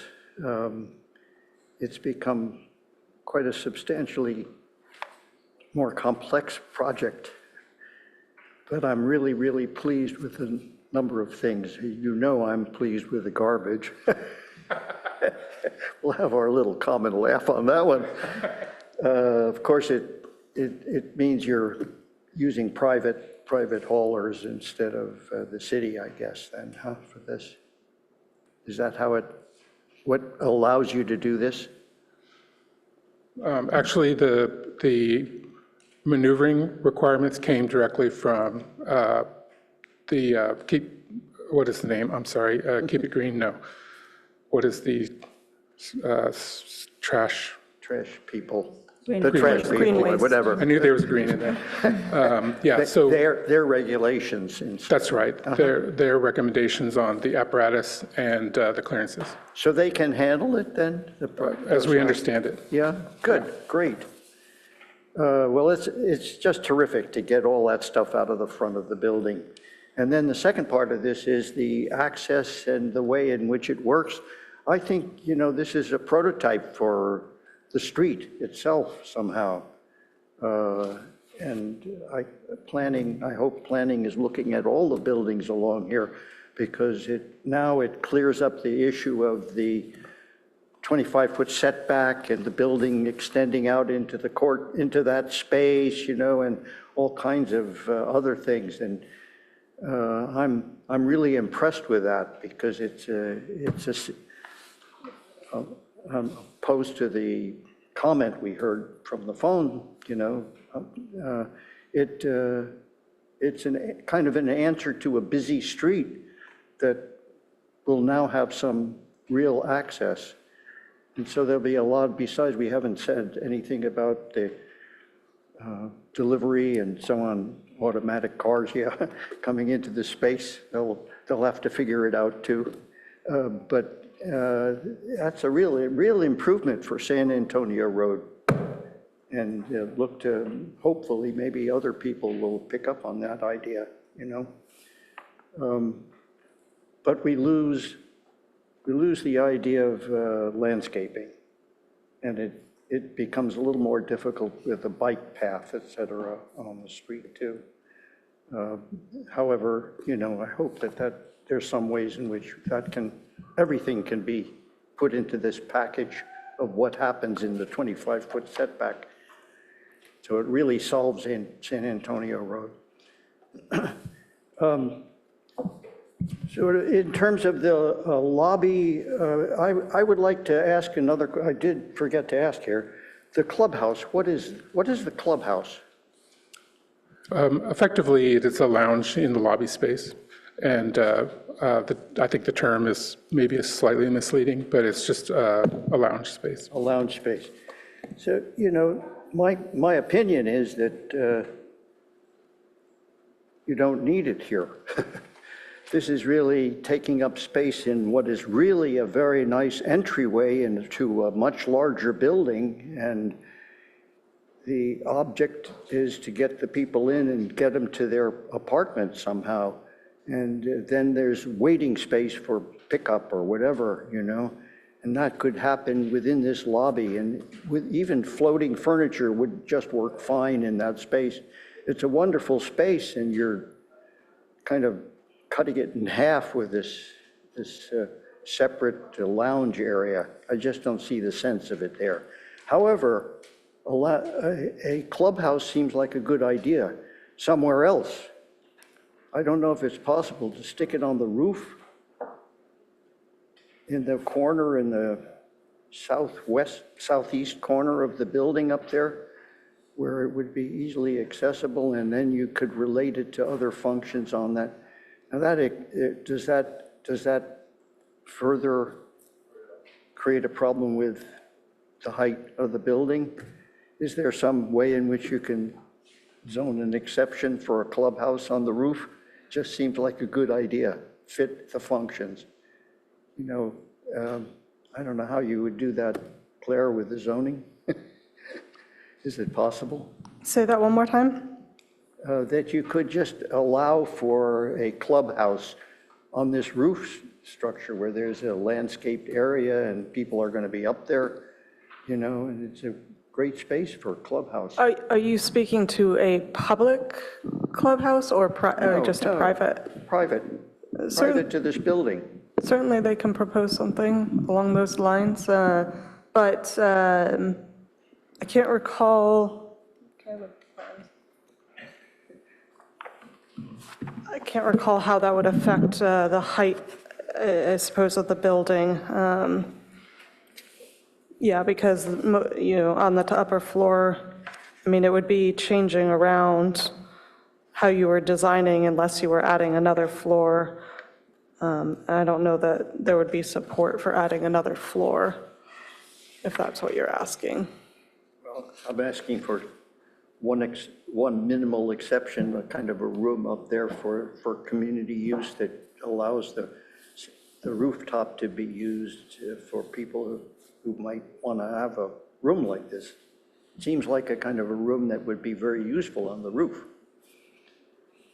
I could also see it in one of the projections into the courtyard, one floor down, but definitely out of the front lobby. That's just not a place for it. You've got a terrific lobby space there. For the size of this building, you need all of it. And then access to the elevator has, you know, if you didn't have the clubhouse, you could create a nice wide access to these two elevators. And I've always been bothered by, you know, by the fact that you really hadn't emphasized the access to the elevators. In every building that I've gone into in New York, you know, that's really important. So you could carry the flooring all the way to the front of the elevator, you know, and it leads you right there. The front lobby areas is just, you know, it just struck me there are things that you could do to improve it. You could maybe steal a little bit from the trash room and put the mail right there in the front lobby. So you went into it and back out of it the other side, you keep it open that way for the mail room. And then maybe what you call the mail room could be something like a package room, because there's always packaging coming into buildings like this and they need a place to go. Those are just planning considerations as you get into the building a little bit further on. I just noticed that all these patios that are facing the side that were discussed before, some of the one in the studio is into a living room, dining room, kitchen area, but the ones that are in the 2-bedroom units are. Is it possible to lose a little bit of the area of the living room, dining room, kitchen when you plan these units so that the patio could be part of the living room instead of part of just in the bedroom area on those floors facing on the side? Consideration. Also, another minor detail, but I don't understand really why you need these projecting glass elements on the front of the building, because there's no privacy issue. You have this fin sticking out there. I don't think it really benefits the building that much to use it. If you were using it as a privacy wall, then I could understand it, but those balconies are set in. Is that in fact the case with all of the front of the building? All of the balconies are set back like that? Yay, yeah. Yeah. I just, personally, I think that the forms of the form of the front of the building is better off without that little fin. Maybe projections around the windows might make a little bit of sense because it would add a bit more texture to the front of the building and shadow lines, et cetera, that they're pretty severe shapes and they could be softened by something like projecting surrounds for the windows. I'm sure you guys can figure out what that would look like. From the front of the building, I really like the way the gray material comes down from the top all the way down to the bottom and sort of creates a separate turning element at that corner. And I, of course, like the way in which you've set these things to the angle of the front of the building too, and the back as well. But it seems to me that unfortunately, you change from that gray material to something tan on the left-hand side. It would really be nice if that were complete all the way through the base of the building. These are sort of hopefully improvements in the design, but I think this is really quite an improvement from before. Not just those little technical issues, but the shape of the face of the building is really quite something now.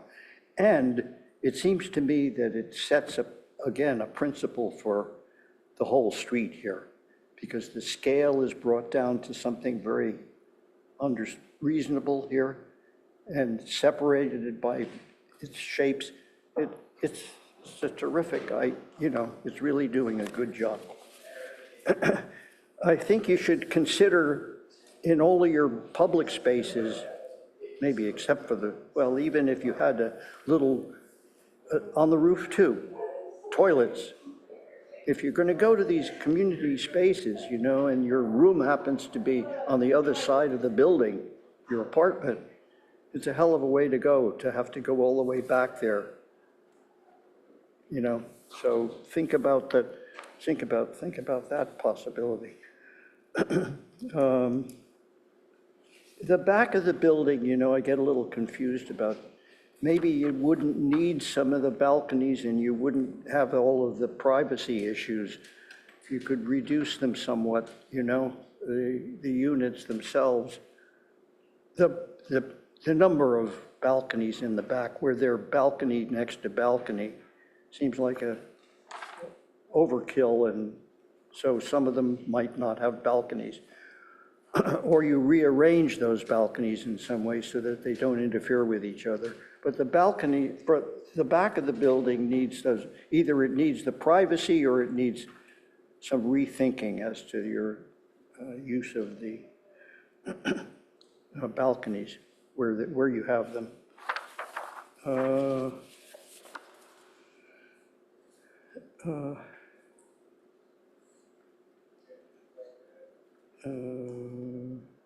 Okay. I don't know if we'll have a second round of it. Of course, the parking is, I got a fingers crossed that you can really make a system like that work, I think, again, you're right. It's a minimal amount of space for a lot of people. And this is the idea of San Antonio Road, as far as I'm concerned. It should be for more housing. And this kind of housing really works there.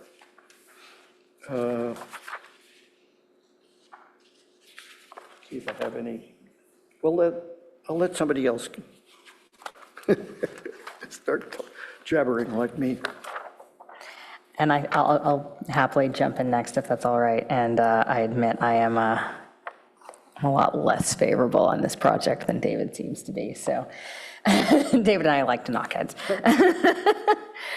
I actually found this project to be a bit disappointing, to be honest. It's we have this concept of sort of base, middle, top. It applies very well up to about 6 stories. And with the previous design, it was, you know, beautiful. We worked it in and everything looked great.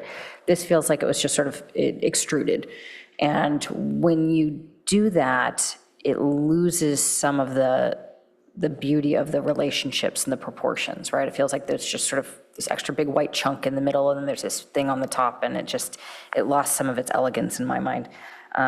It feels like very reactionary architecture. It's very reactive to the building next to it. Okay, they got tires higher, so we want to go higher. And while I understand the theory that it would negatively impact the people living in this building, and I understand why you would want to go taller, it didn't feel like the intent that you applied in the first round was applied here. It felt like it was just reacting. They went taller, we're going to just stretch this, make it taller. And I do think that there's something lost on the exteriors in that way. The front facade leaves me wanting. I appreciate the blue highlight to remind you where the door is, because honestly, it would get lost if it wasn't bright blue. You can't see it. It's not anything super special. I'm going to go on a personal tangent here. I absolutely hate these two units on the ground floor right next to the front. That 2-bedroom unit and the other one next to it, and then there's a door in between them, and I'm like, is the door going to the balcony of the 1-bedroom unit, or is it going straight to the street? Why is the door there? Why is the hallway there? That whole little area needs to be just, take a second look. And I think part of that is because there was a loss of retail. Right, and it's one of those things that we've been trying to push for retail in a lot of these larger projects, because we do want to keep invigorating and animating the street level. And this one has an opening for cars, totally get it. Trash, totally get it. Lobby, sure. And then 2 units, and then a switchgear. And it just feels like, again, reacted, not thought about. To David's comments, I completely agree that the clubhouse and the lobby is just taking up sort of unwanted space, and especially by extending beyond the end of that 2nd bedroom, it's really creating sort of a pinch point down into that hallway. The mailroom could very easily move into part of that location, and it would definitely change things. I can't understand why a mailroom would want to be outside. That sort of baffles me.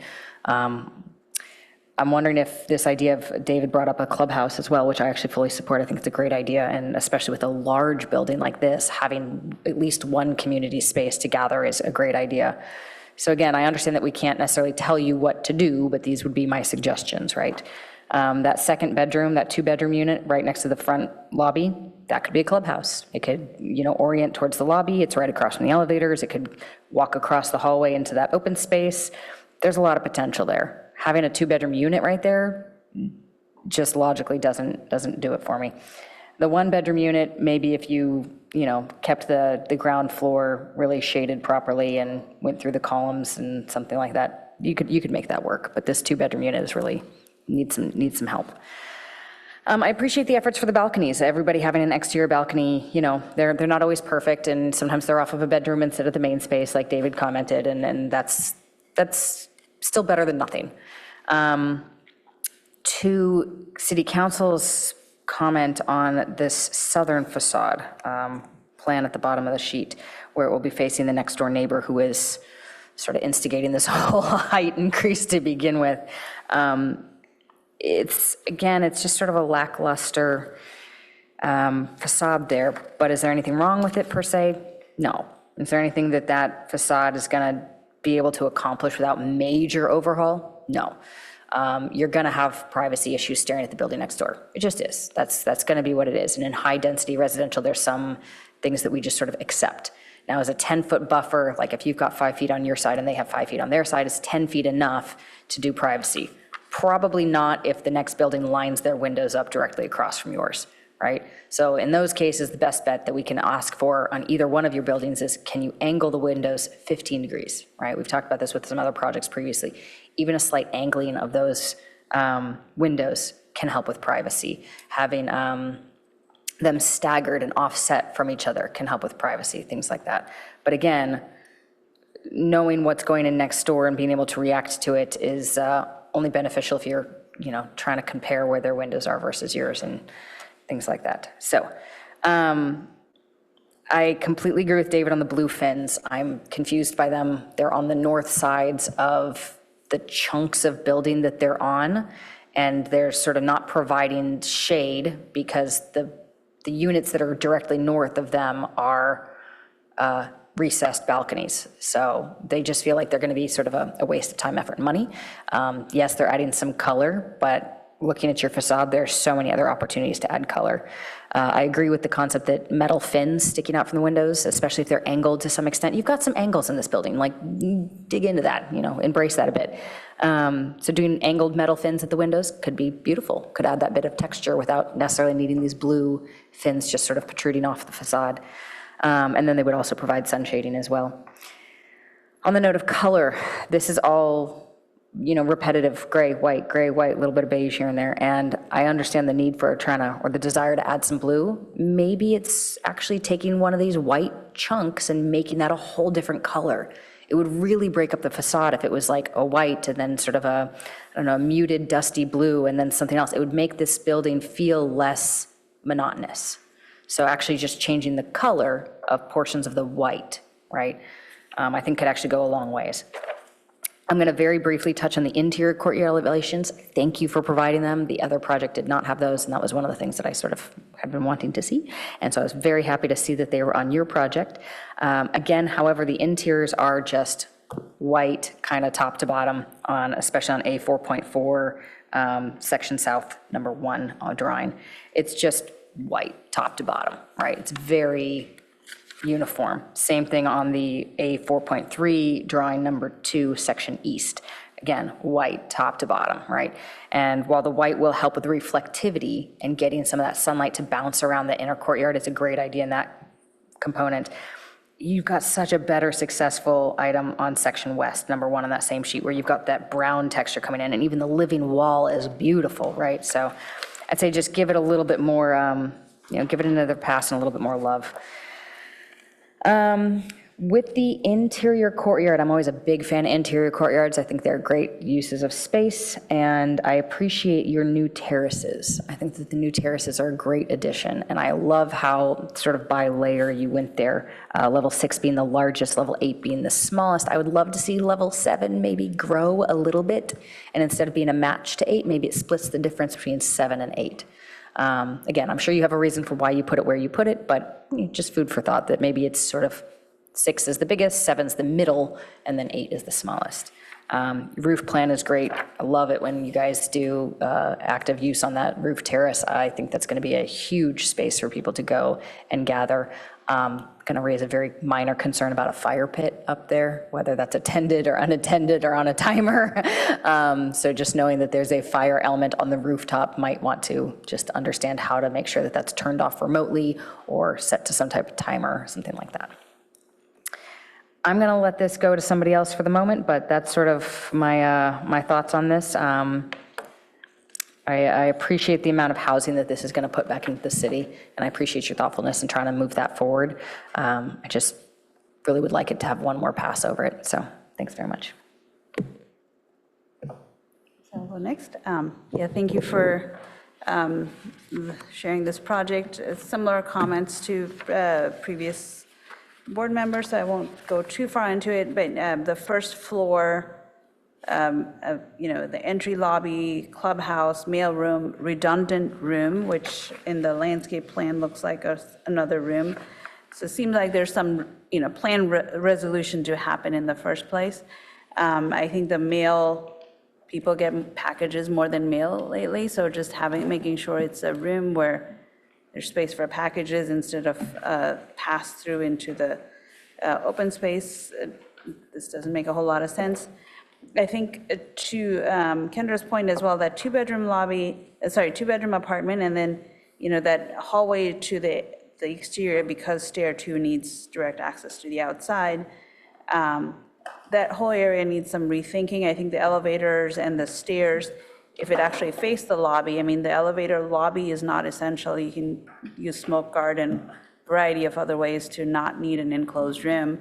but make the lobby much more of a welcoming presence versus down the hall, or at least do doors on hold open, so like, where you're coming into your apartment is, or condo is, a gracious, welcoming path. I mean, it's all about, making this a nice place for people to live. So all of those, as how do you enter, how do you get to your place, how do guests come to your apartment? Just think about those sequences and, improve on that.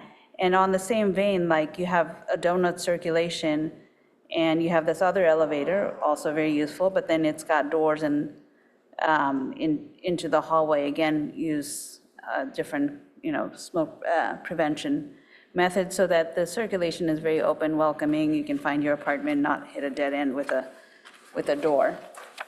I'm also in favor of clubhouse on the roof, because again, kind of similar to the previous project, having places where, these are pretty small, tight apartments, to have any kind of gathering with your friends would be great to do that on the rooftop. So having a place where you can warm up food, or, even bring in DoorDash, whatever, and bathroom, like having some, restrooms accessible from the roof garden.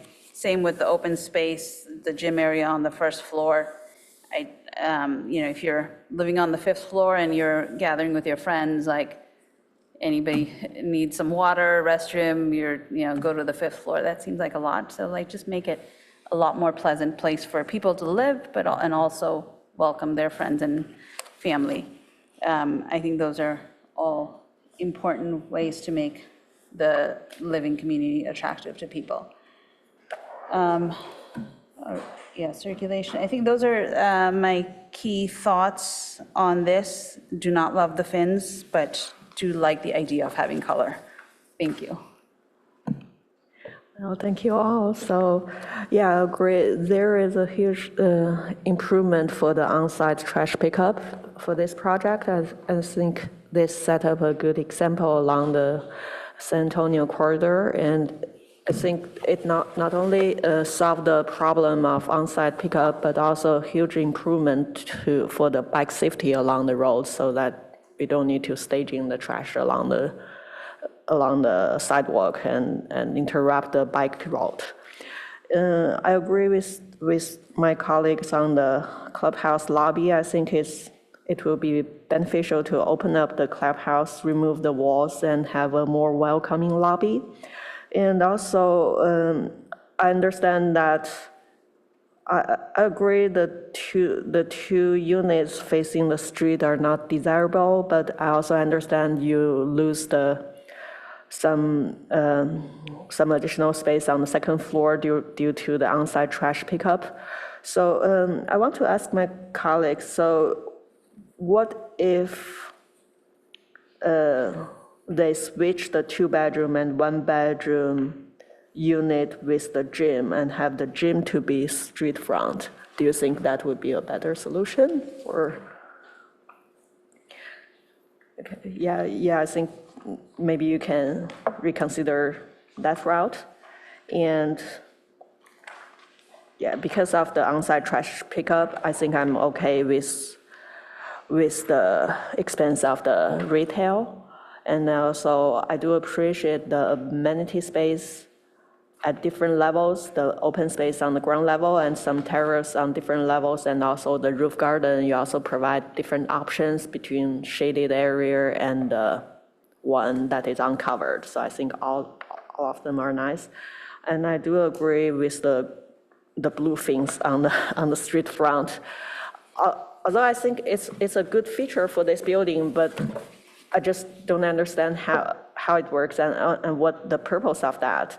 Or maybe if you really like those blue things, maybe you could use it as your railings. Instead of glass railing, you could replace it with the blue things.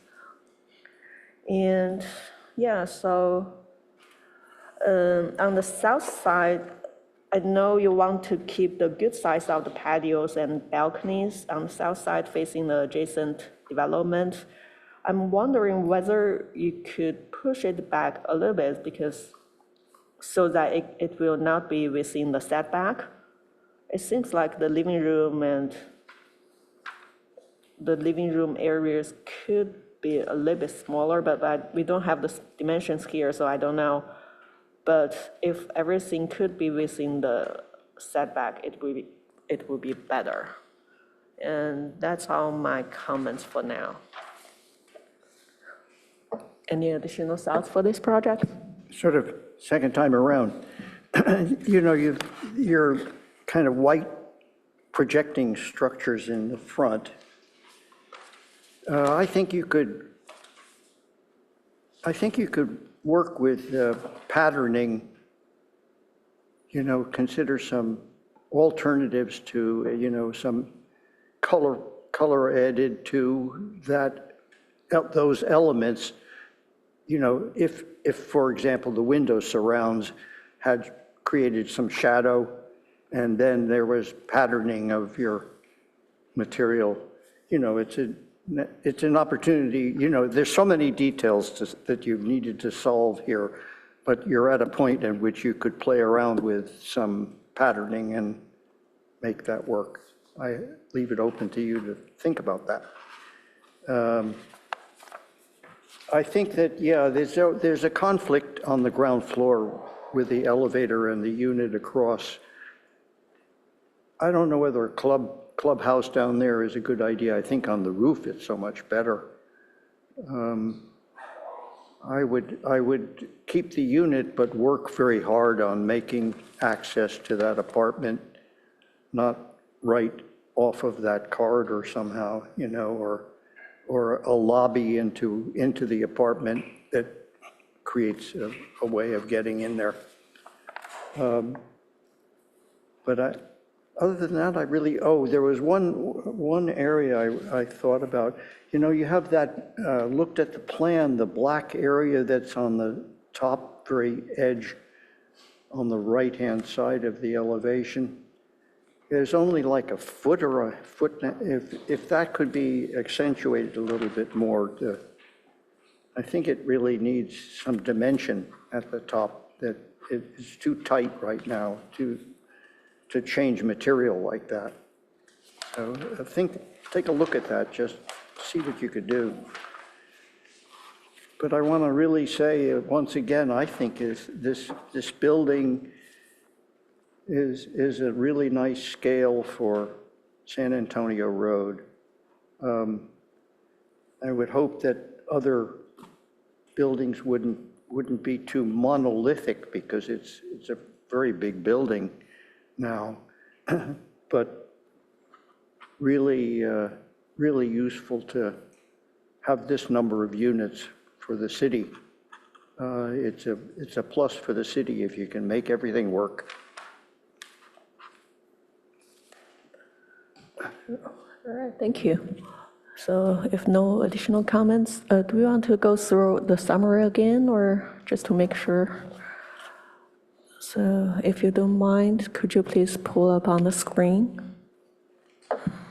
I have a list. I'm not sure if Jerry has anything to add to this. I'm going to share my screen. Hold on a second.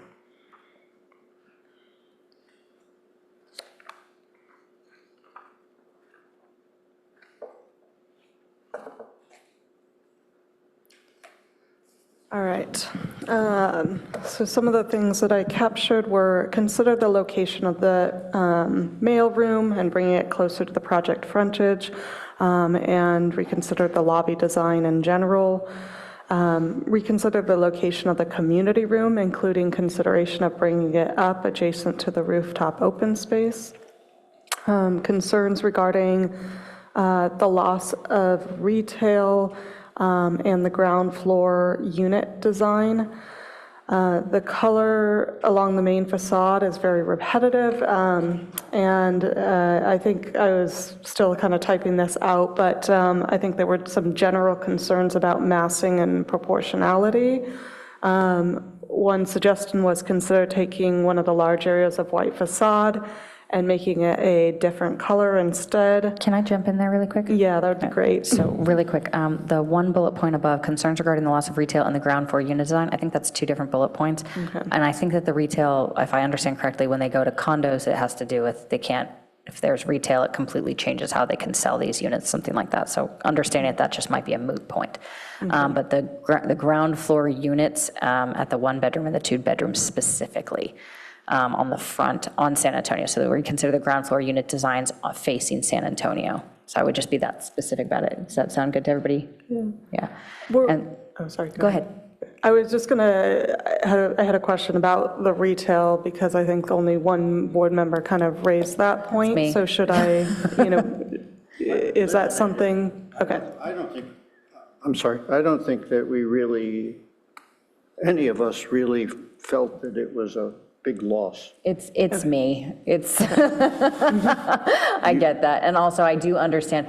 I mean, I don't know if there's a way to note, like, concerns regarding the loss of retail, but understanding that it might be a moot point, right? Like, I'm totally fine with that. Like, just, I get that if it has to do with legalese of how you can consider these units for sale, that's fine. Go ahead, please. Is it a concern about like activation of the street? Yes. Which Yeah. moving the gym to that, to the front could be a little bit more lively Exactly. than the 2 units. It's not necessarily a retail per se, but I mean, it is. I would love to see more retail on San Antonio. I want that to be a walkable street. I think we've But talked for about this. retail, in a the lot of parking different requirement would be different, right? Exactly. So understanding that, like, I can want all I want, right? But like, it's a real project with real constraints. So, but yes, I think activating the street is really the primary. If we zoom really far out, the primary goal is to activate the streetscape so that when people live on the street and they walk down this street, if there's retail, maybe it's not at every building, but that there's something they're walking past as they're getting to their coffee shops and like that. Completely agree and fully support my fellow board members on just sort of re-emphasizing that the activation of the street front is really the big picture goal here. So if you lost the one apartment and it became retail down the ground floor? It wouldn't, not in this project. I think that would change everything. So it's like either they have retail and they should go big with it, or they don't have retail because of, I mean, from my understanding from some of the other projects, if they have retail, there's parking issue requirements, and then as far as I understand, there's, as it's a condo and they're sold, then it's also a different thing. When you have rentable apartments, retail is easier, but when you're selling the units, it's different. Separate garbage, et cetera, it gets complicated. Exactly. So I understand if they're just like, no retail, I get it. And I think if I'm understanding this project correctly, that's what happened here. But that being said, yeah, activating the streetscape so that as people walk in, this is going to be a super busy street soon, right? This is 170 units. Next door is probably about the same. The Cenote project, just a few doors, 2 doors down on the left-hand side, is going to be elderly residents as well. It's going to be great. But just making sure there's something that they can see as they're walking down the street, and it's not just like repetitive, mundane facades. So I'd also like to say the color along the main facade is very repetitive and concerns about massing. So consider taking on large areas of the white facade and making it a different color or texture. To David's point, he had said maybe the line work or something like that on the white. I mean, we see a lot of these projects where they've got control joints. We get it. But like, it's been done also. So let's see if they can push the envelope on that a little bit more. So maybe different color or texture, open to that. Yeah, sure. Yeah. Thank you. So just moving on, reconsider the interior courtyard elevations as well for the users of the courtyard. So the south section is designed very nicely, but the other facades aren't broken up as much. That generally capture. Consider modifications for the fin design. There was support for the pop of color, but the fins themselves don't seem to be functional and could either be revised to be more functional or otherwise modify the design to still have a pop of color integrated in a different way, such as using it in the glass railings. Consider making the gym street front and switching. Did you mention while you're thinking of that, that the window surrounds? Exactly where I was going to. Yeah, if we add a second bullet point there and say reconsider window surrounds to potentially have more depth. More detail to the facade. Depth/detail. Good, perfect. And I just realized I think this got. Yeah, move that up with the other one and we're good. Yeah. So are we all thinking about moving the gym to the front? Because I really kind of like it sort of animates the courtyard at the same time. I would say, look into the possibility of it, but Yeah, I'm sort of like, if they had, like, for me personally, I think that the clubhouse, like we talked about with the previous project, the clubhouse being like right next to the open space is great. They have the clubhouse, the party flows out to the courtyard. So for me, I think that the clubhouse at the ground level on the courtyard is a great idea, and maybe switching the gym to where that 2-bedroom is, and maybe they can put another 1-bedroom next to a half a clubhouse or something, right? But there's possibilities here, clubhouse, gym, figure out which one wants to go where. So I'm more open to which one's which. And then, but I know that all of you guys wanted a clubhouse up on the roof. So. Something exactly. up there, you have no Maybe there are enclosure. 2. This is an 8-story building, With so. 174 units. It's the Right. rear of the building. You won't ever see it from the street side. But still, if the building height is not a problem. Right. I think it's the going back to activation of the street. So a gym, like, even if it's like, not visible, it might have larger panes of glass, have some color graphics that will make the street frontage much nicer than, Stagnant clubhouse or something, yeah, yeah. gray Fair enough. wall with a couple of windows. Yeah, I'm open either way. I just want people, not private residences. Yeah, it's not going to be a pleasant unit on the street. Are we good with what's on the screen? David? Still thinking? Any questions from the applicant? Okay. And do you need a package, do you really need a package room for a building like this scale?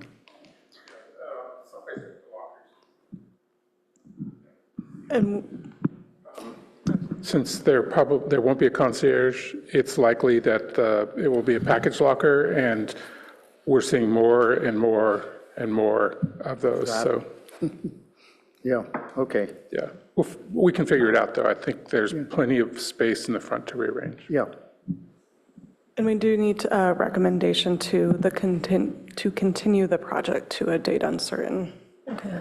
I move to continue the project with the date uncertain. I second. Can we have a vote, please? Yeah, Board Member Rosenberg, Yes. Board Member Hirsch, Yes. Vice Chair Adcock, Yes. Chair Chen, Yes. motion carries 4-0. Okay, thank you. With that, we will. Yeah, great job. You solve lots of problems in a complicated situation. So next, we will move on to board member questions, comments, announcements, or future meetings and agendas. Do we have any comments, questions? David? No? Okay. Okay, so next we will open up our floor to virtual public comment. So if anybody connected remotely, this is the time for you to speak on an item that is not on the agenda. Can I ask, is this a permanent change moving forward that the virtual ones Yes. go to the end? And why is that? We've unfortunately had quite a number of Zoom bombings where there was a lot of racial lovely. slurs, so. We can't have nice things. Okay, We've got it. modified. Okay, thanks very much. Appreciate that. Yeah, and through the chair, I've not received any requests online. If there's any members of the public that would like to speak, they can raise their hand. To the chair, I see none. Okay, thank you. Meeting adjourned. Thank you, everyone.